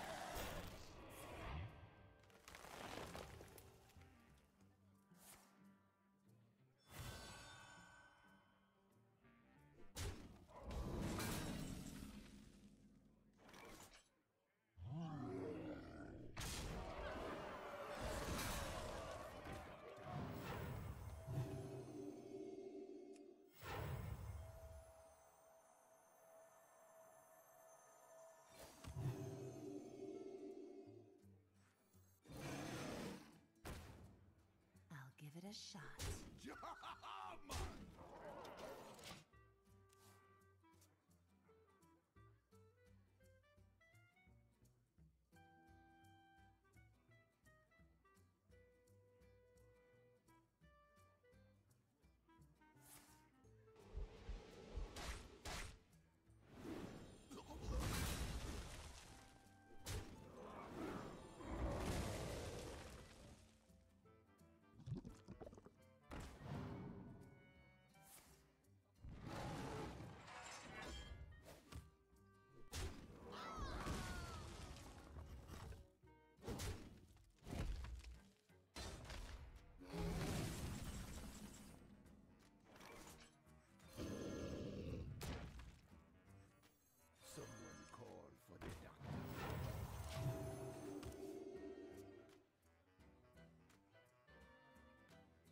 got the best deals anywhere.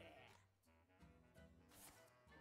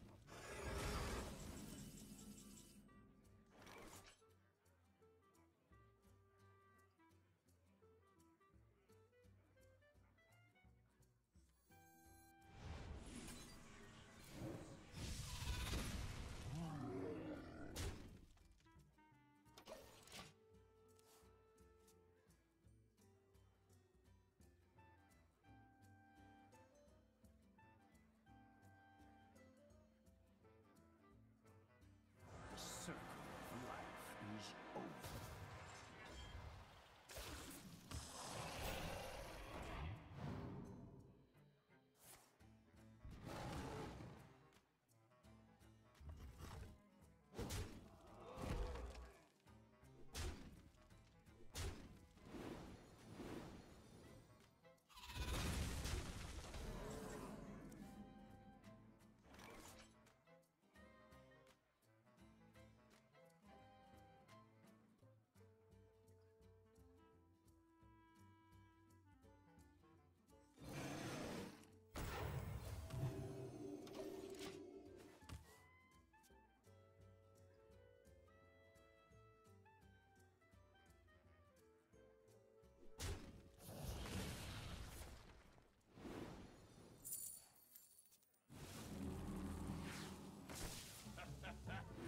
Can't hide forever.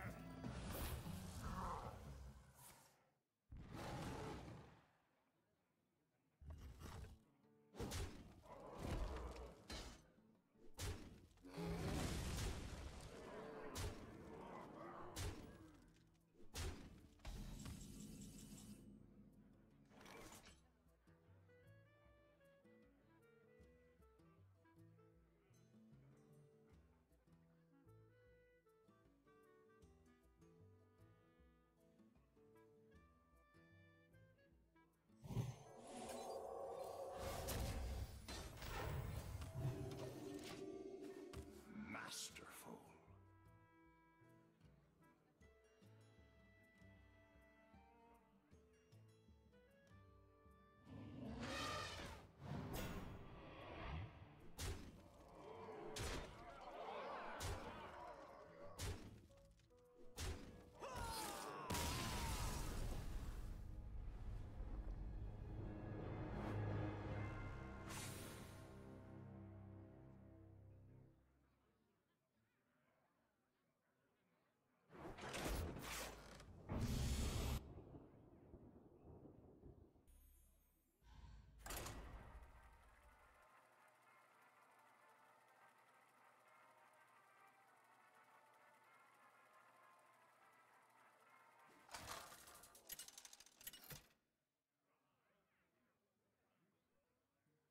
Anduin versus Anduin. The light shall shall bring victory. Light smiles upon the just.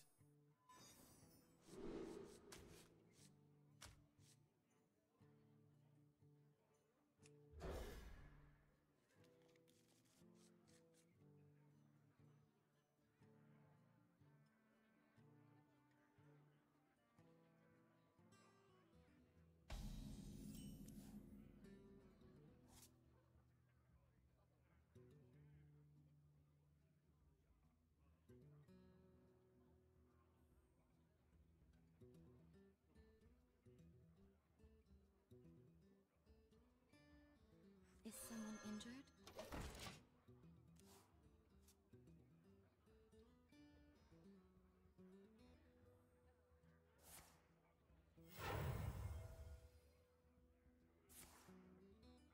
Happy Hallows End.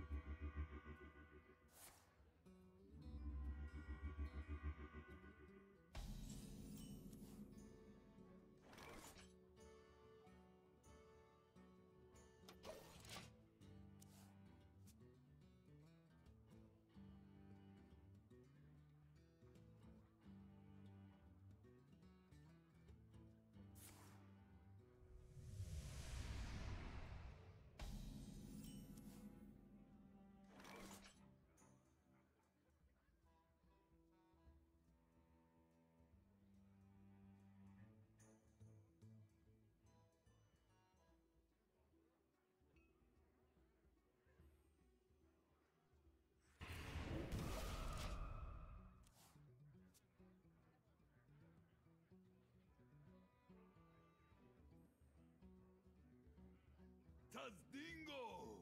Yes!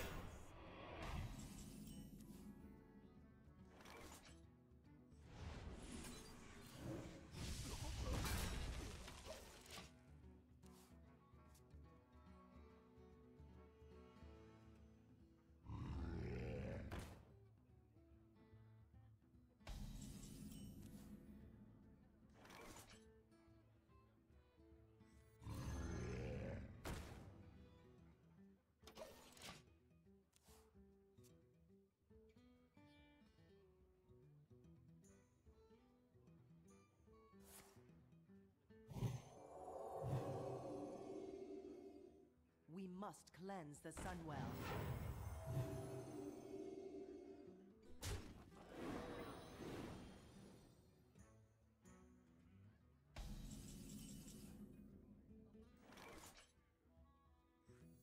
What you want?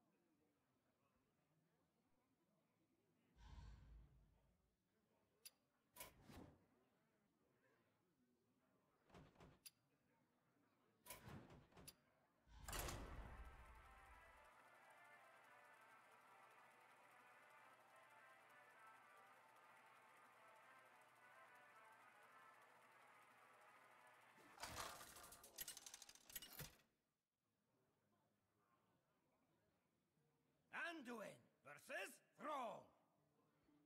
For Doomhammer. The light shall bring victory.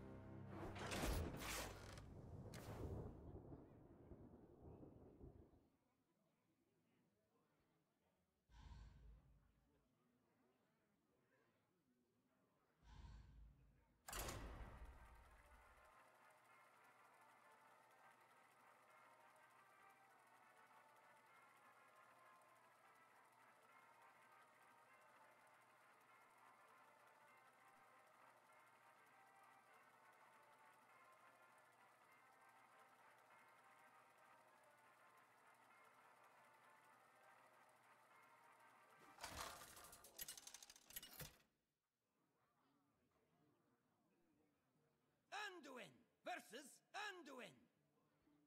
The light shall bring victory. Light smiles upon the just.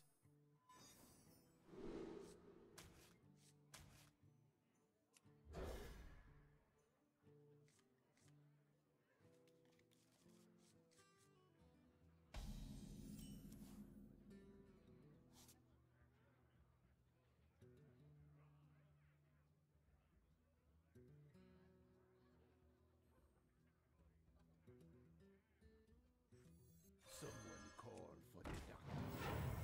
Job's done.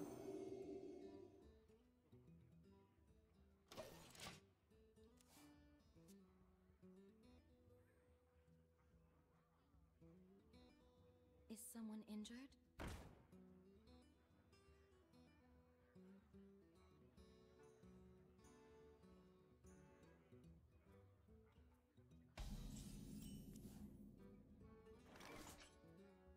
What you want? Job's done.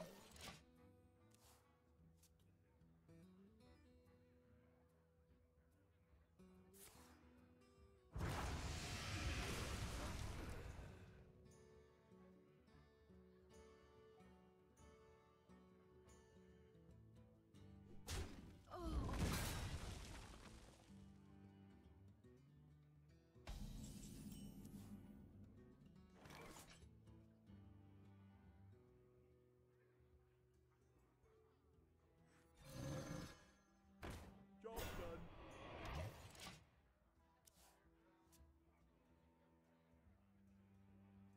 You wish to live forever?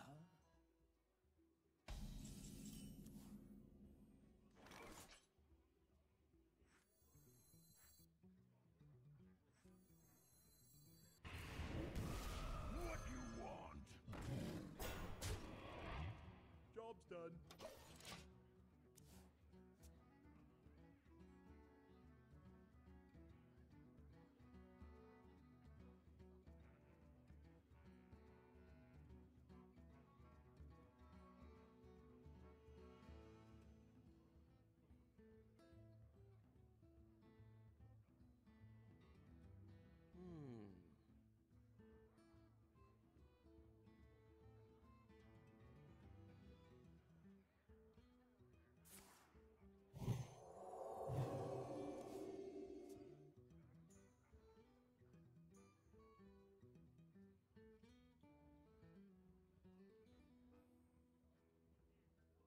Let the pain speak to me.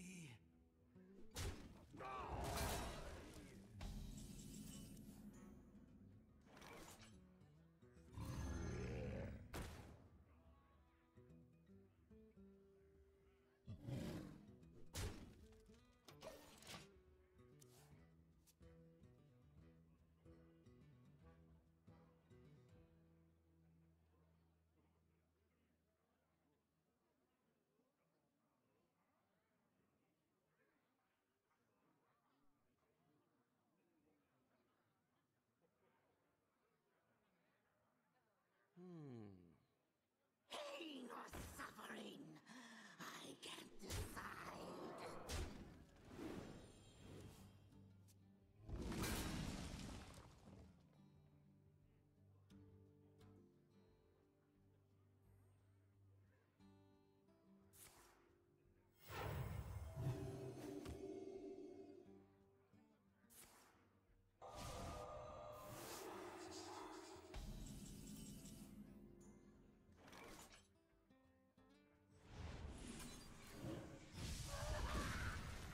One shot, one kill. One shot, one kill.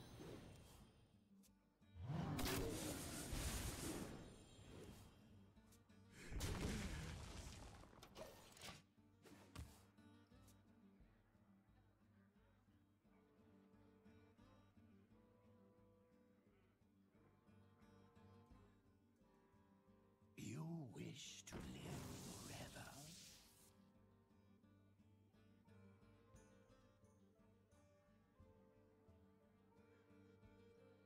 Pain or suffering, I can't decide.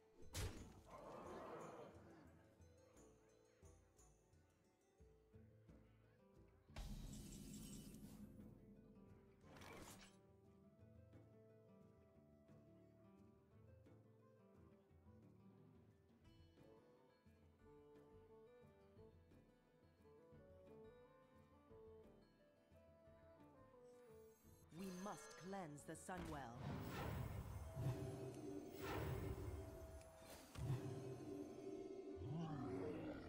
I'll give it a shot.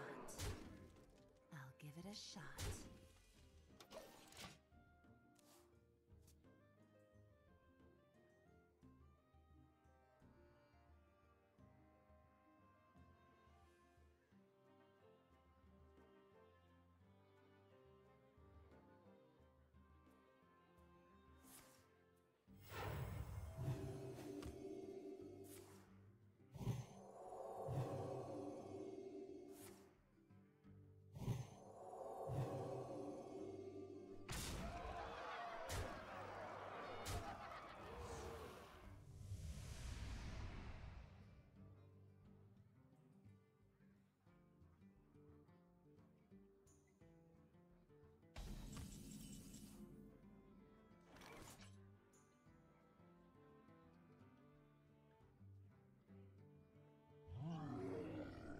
Push forward.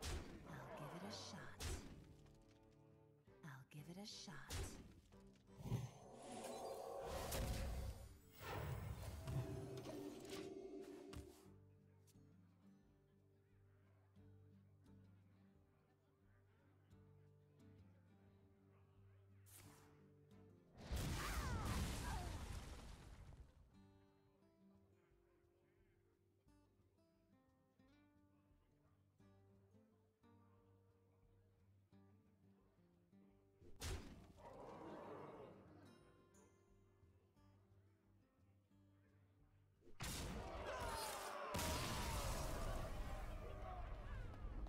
Happy Hallow's End.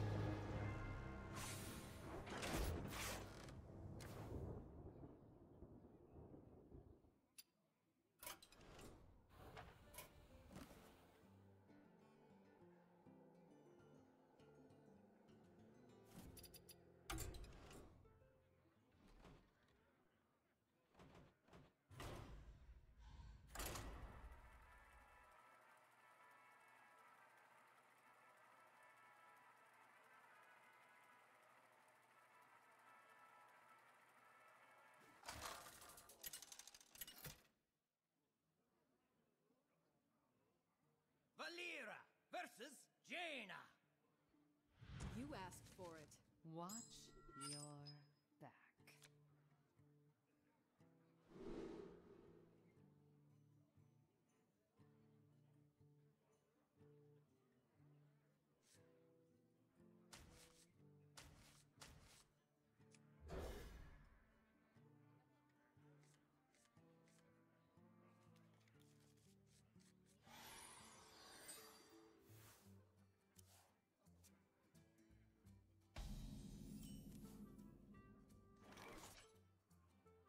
Ready for action!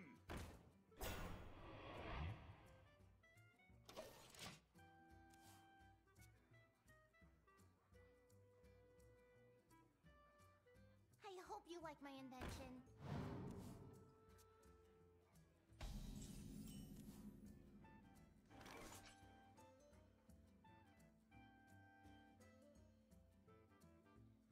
One shot, one kill. Ready for action! To arms!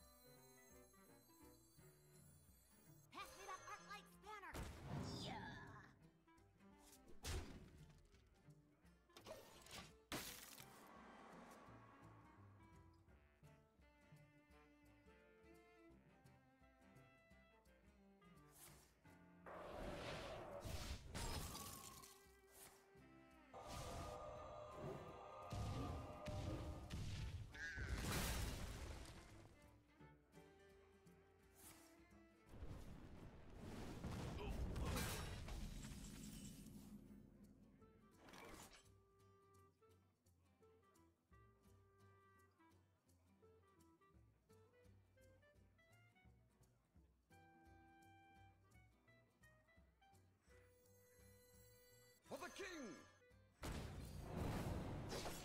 For honor. Hey, give me a minute.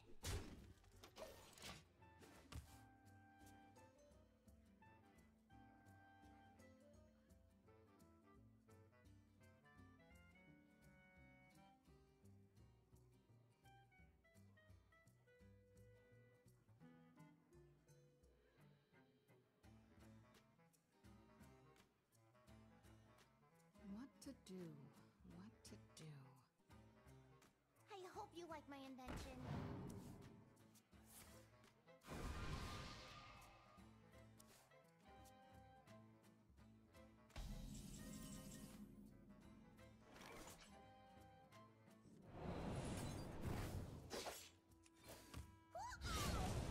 For the king! Hey, give me a minute. For honor. For honor. Here we go.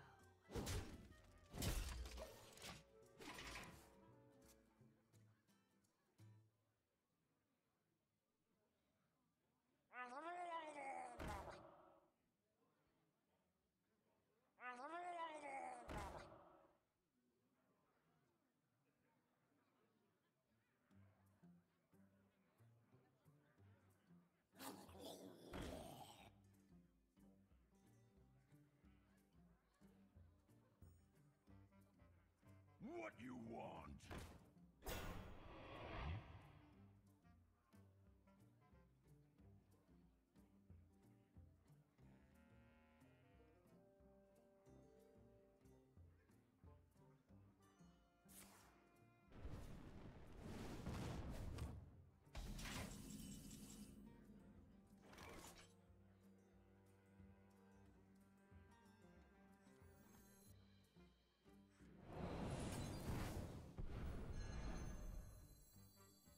Locked and loaded.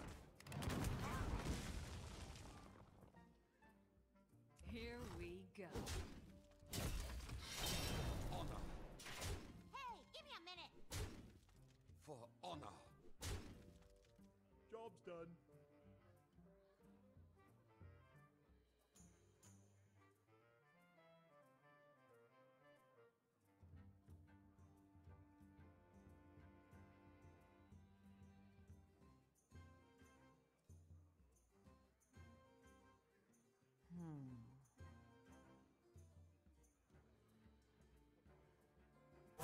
Choose soon.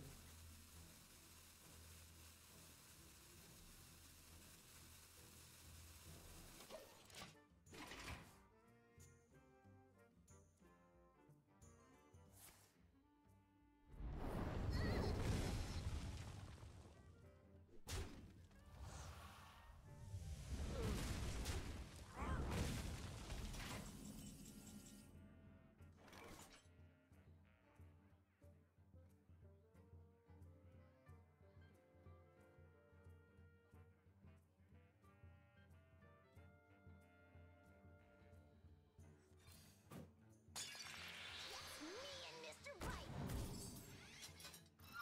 Here we go.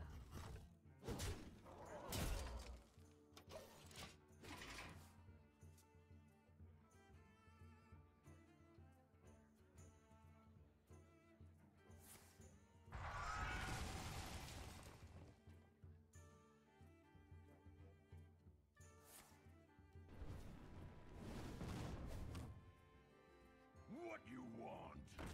I am master of magics. Well played.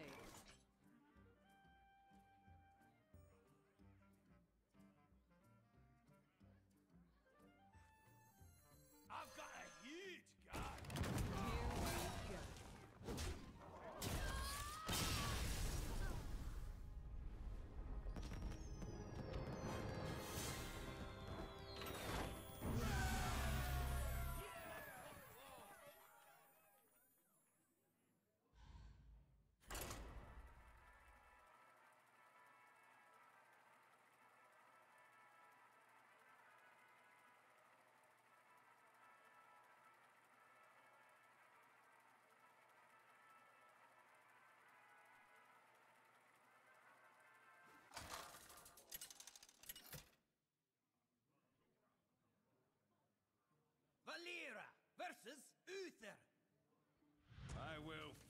with honor. Watch your back.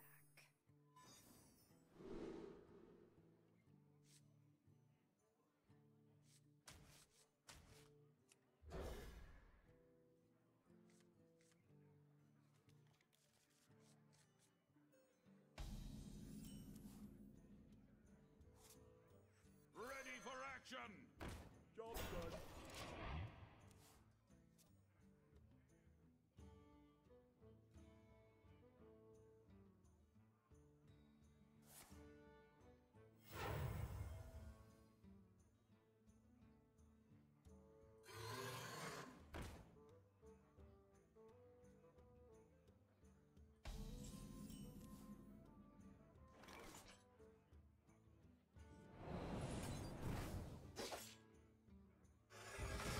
I hope you like my invention.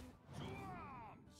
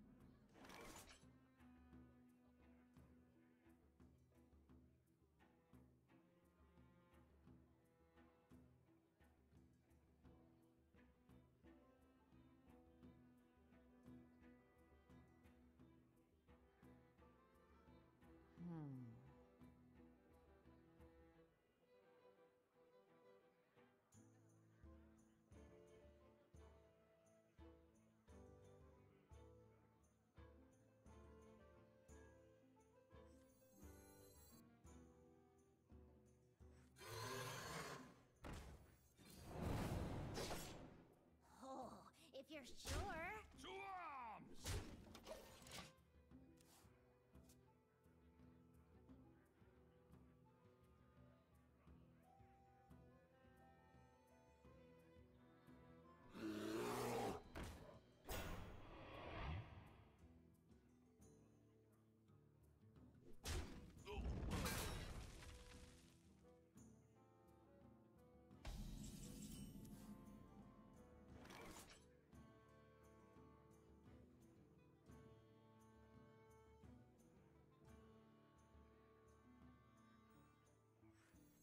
I hope you like my invention.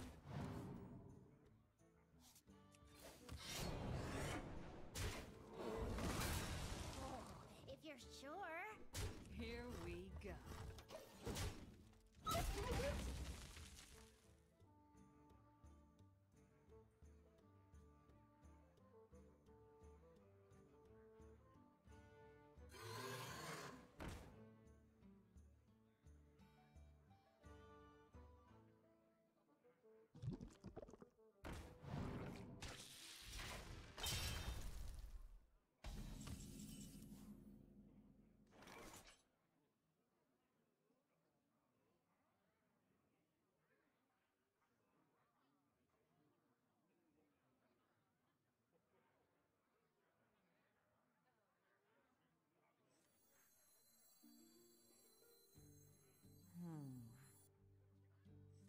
I've got a huge gun! Oh, if you're sure. If you're sure.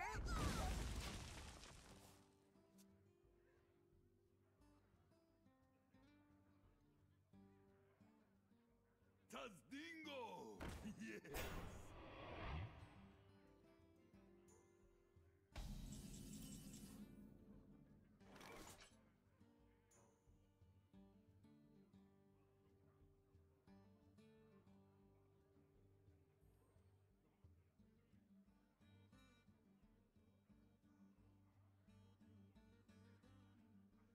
One shot, one kill. I'm ready! They'll never know what hit. Job's done.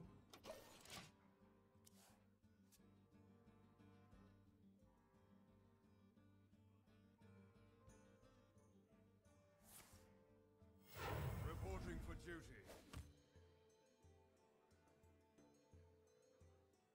Just me and Mr. Bitey.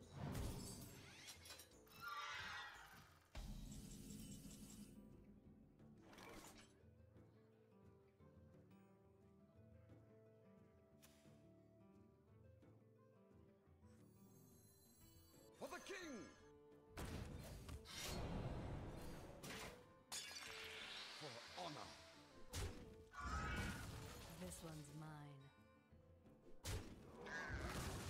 I'll give it a shot. Here we go.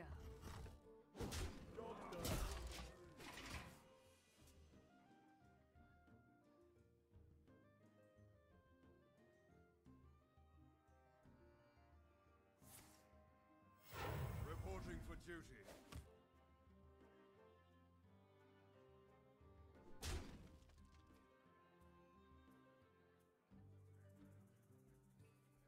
Just me and Mr. Bitey.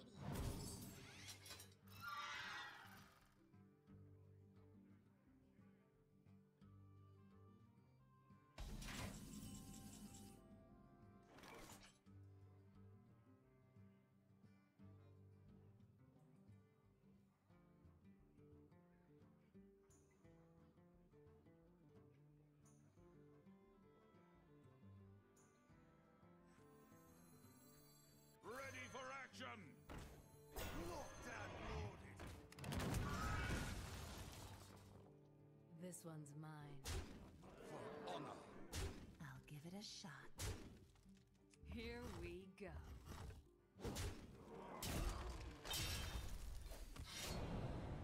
Job done.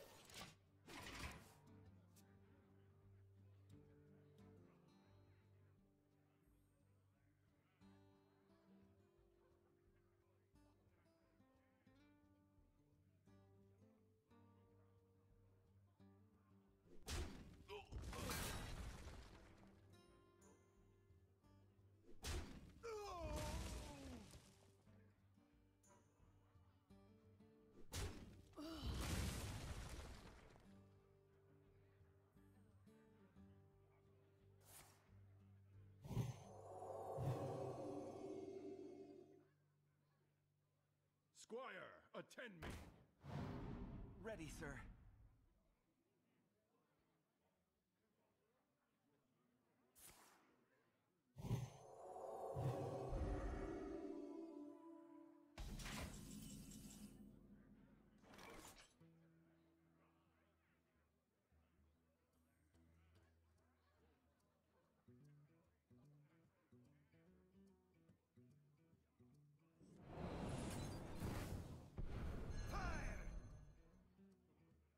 I'll give it a shot.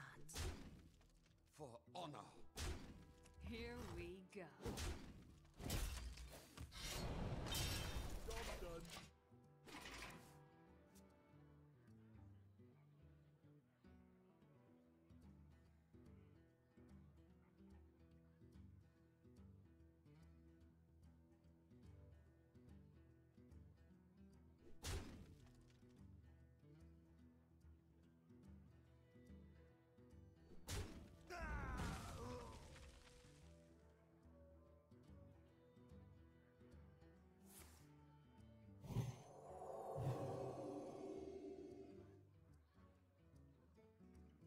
Squire, attend me! Ready, sir.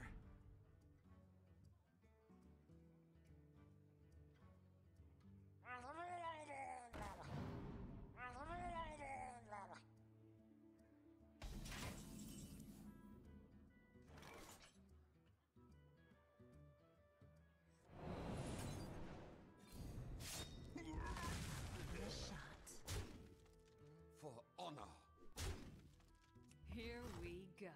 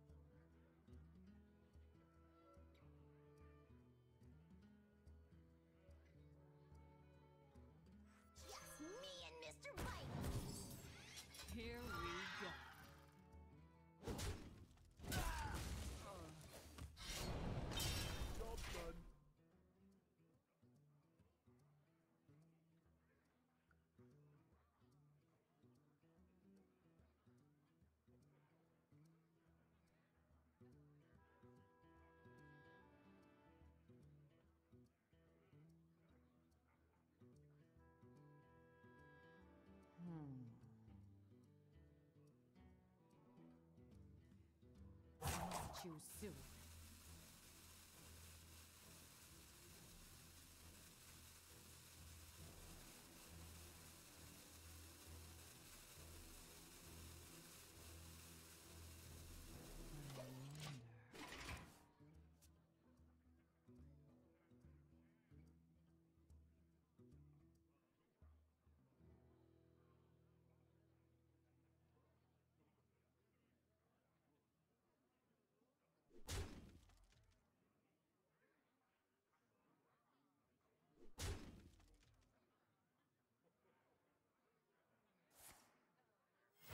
Reporting for duty.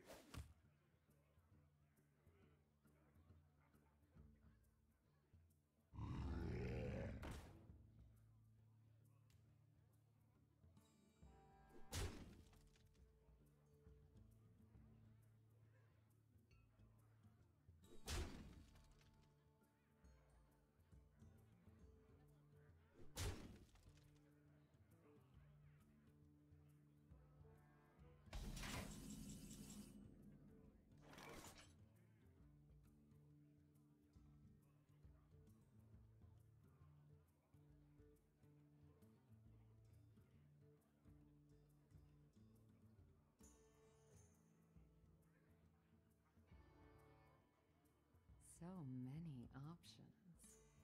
Pass me that arc light spanner!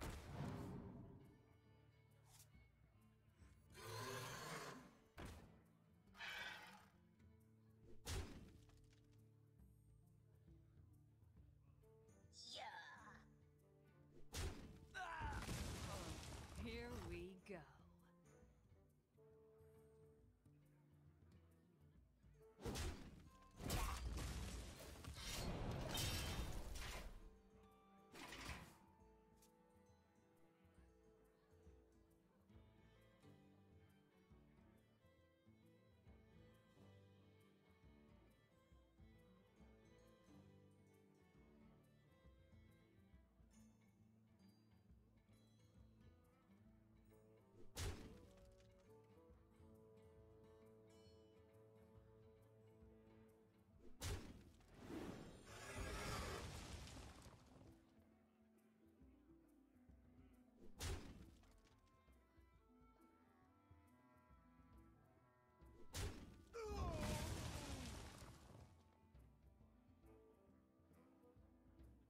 Don't mess with Tusker.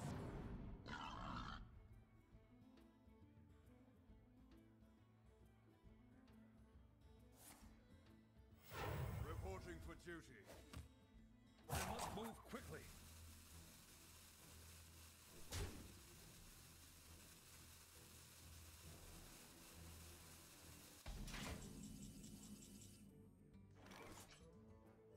Pass me that arc light spanner!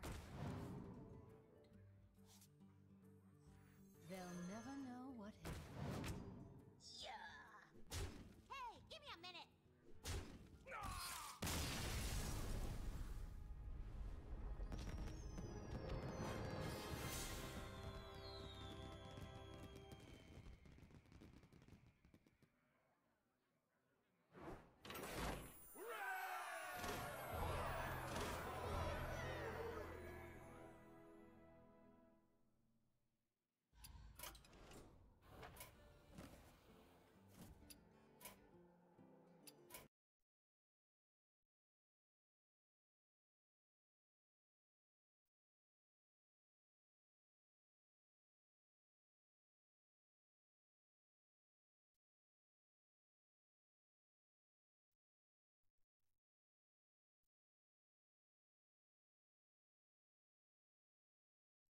Welcome to the end, friend.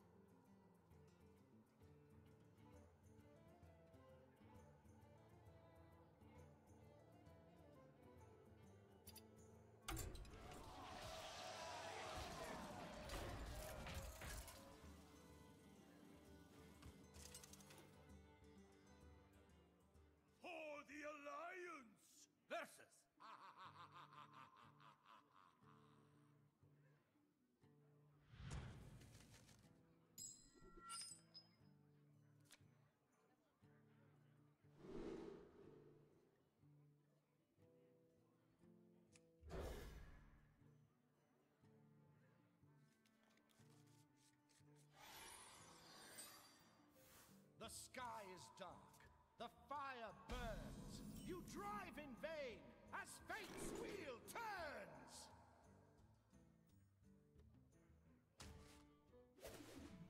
Job done.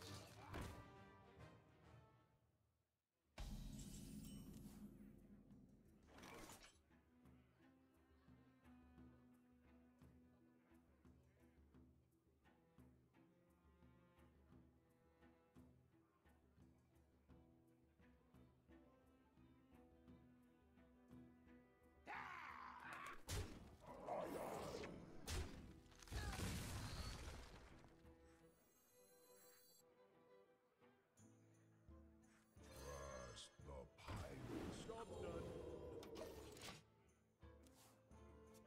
The dark path is my destiny.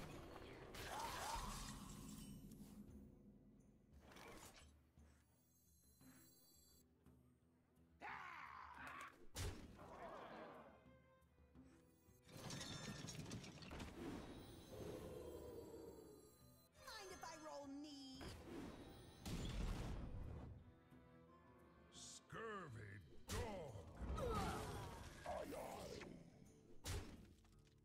Job's done. Prepare yourselves. The bells have tolled. Shelter your beasts. You're young and you're old.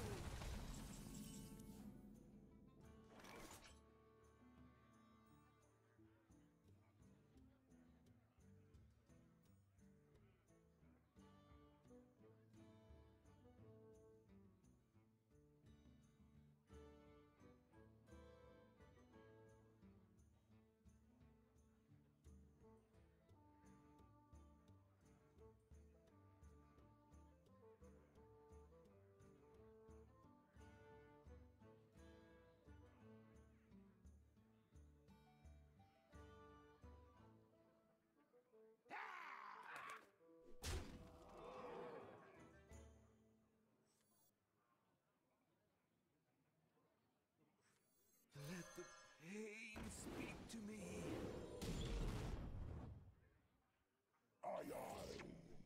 Hey, give me that!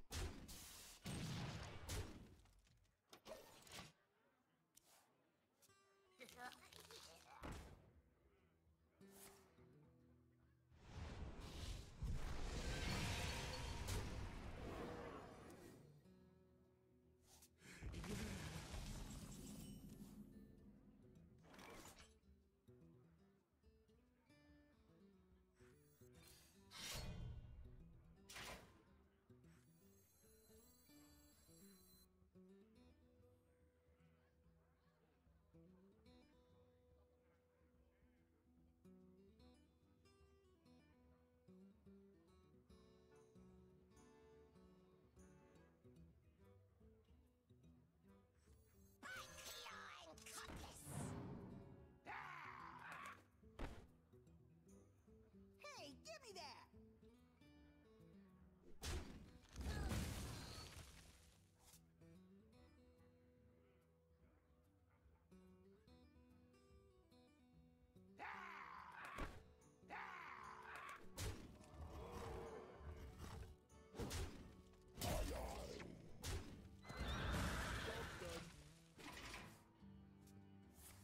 Each of you shall pay the final sum.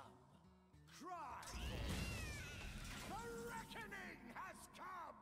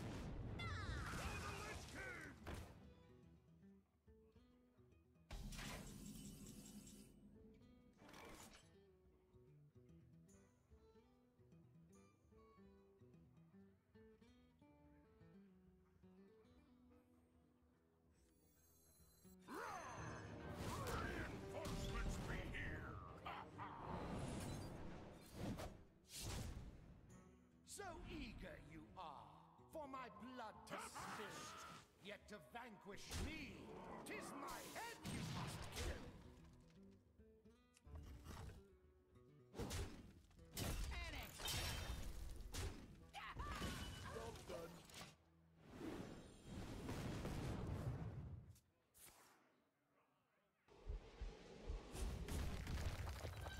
What do we have here?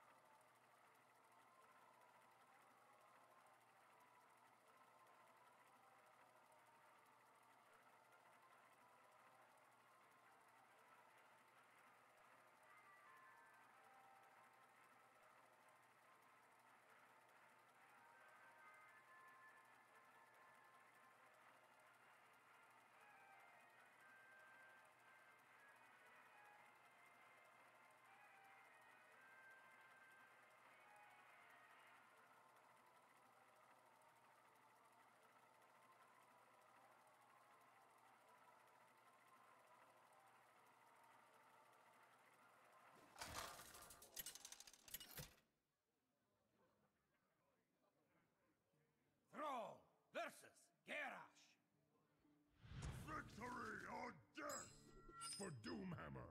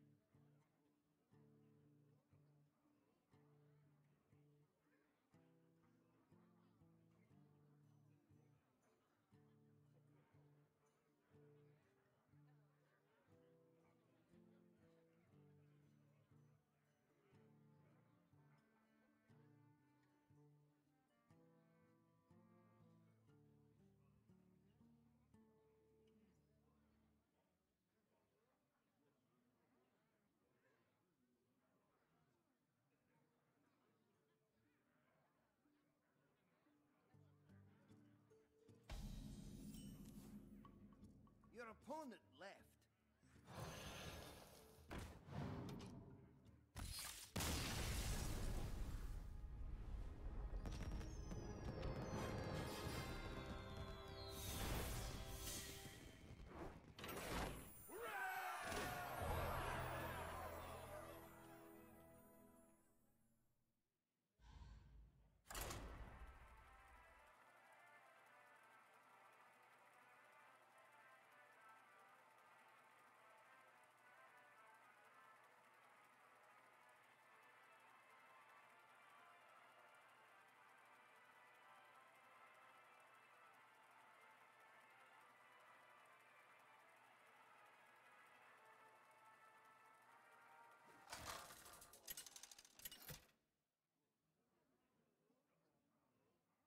Thrall versus Thrall!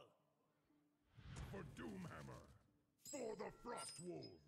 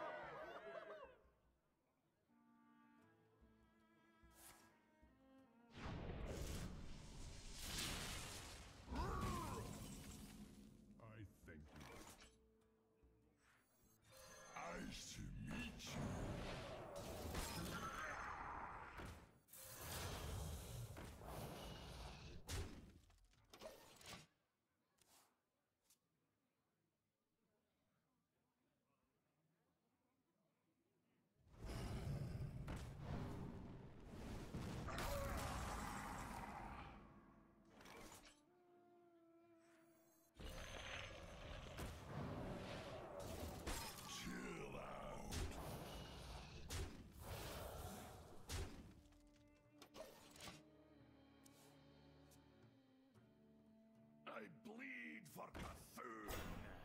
Flag roll!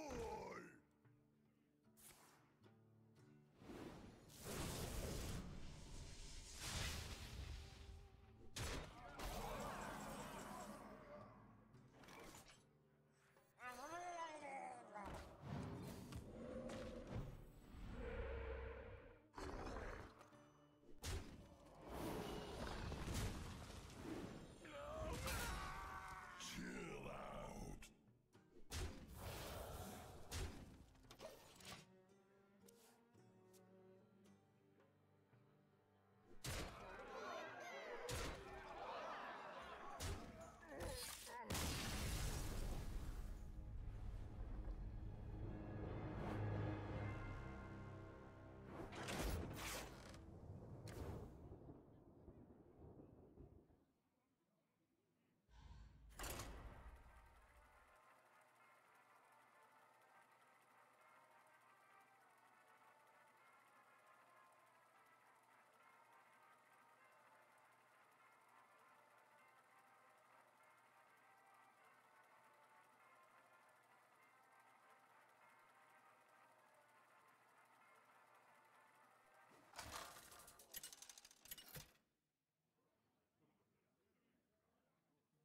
Throw versus Anduin.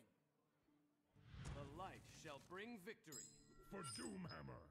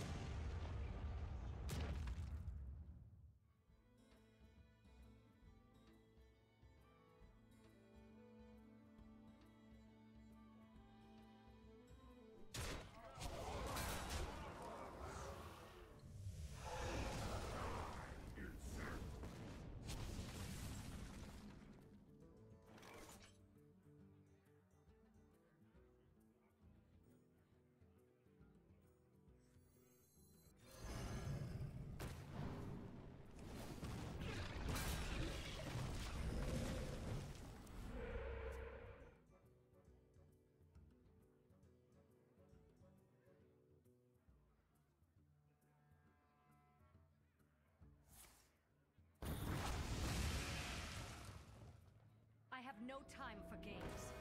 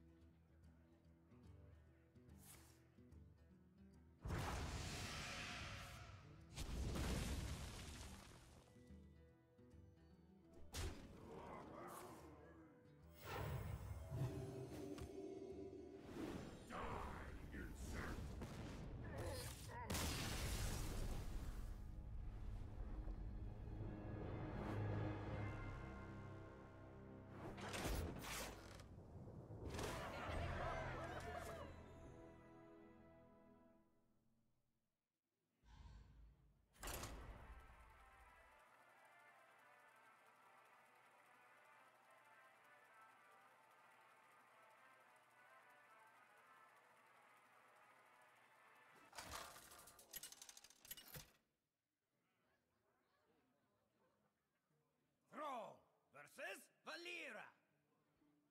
Watch your back. For Doomhammer!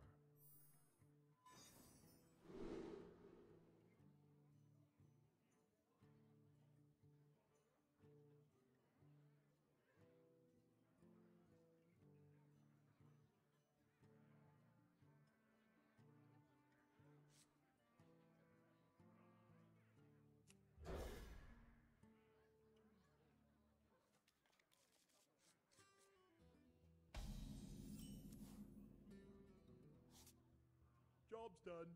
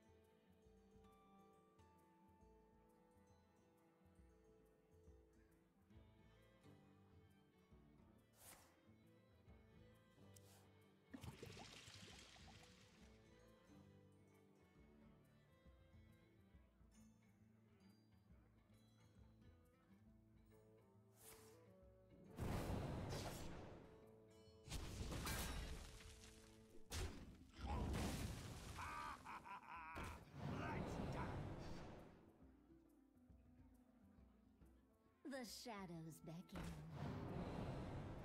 Ha ha ha ha! Let's dance!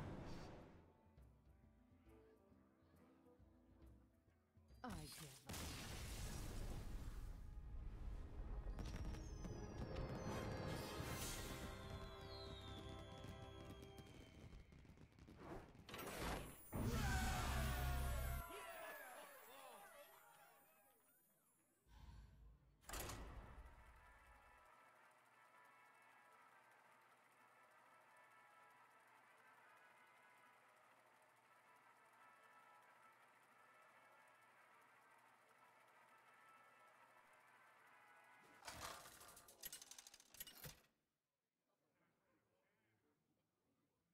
Thrall versus Valera.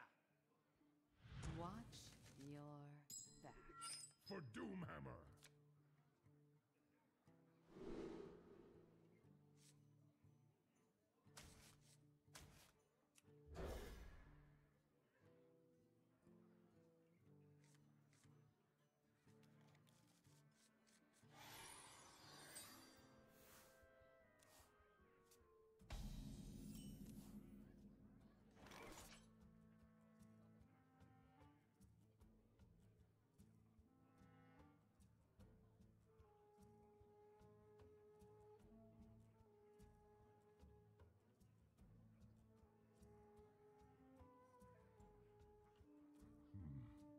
What to do?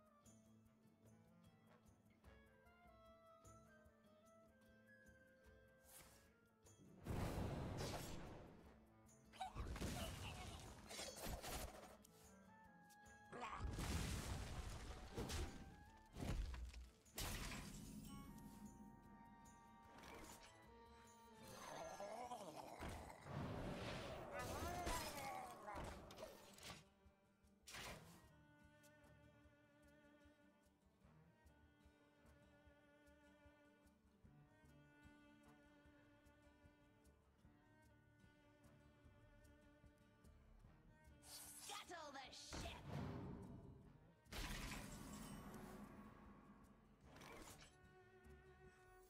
Nice to meet you.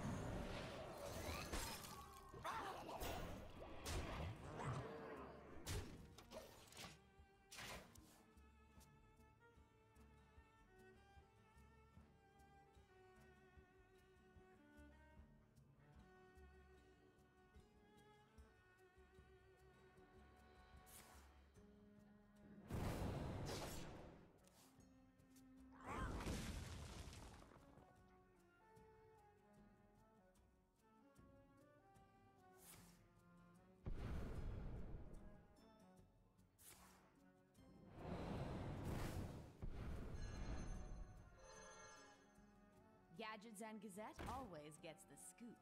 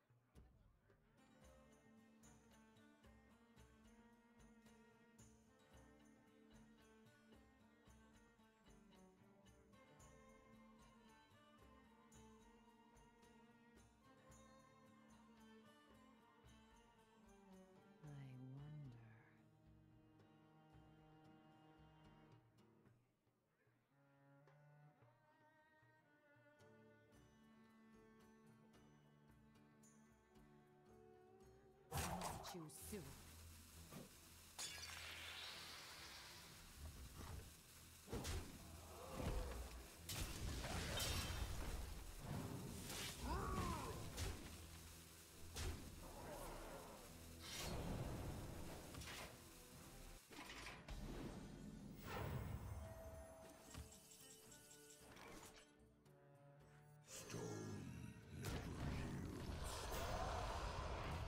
Job's done.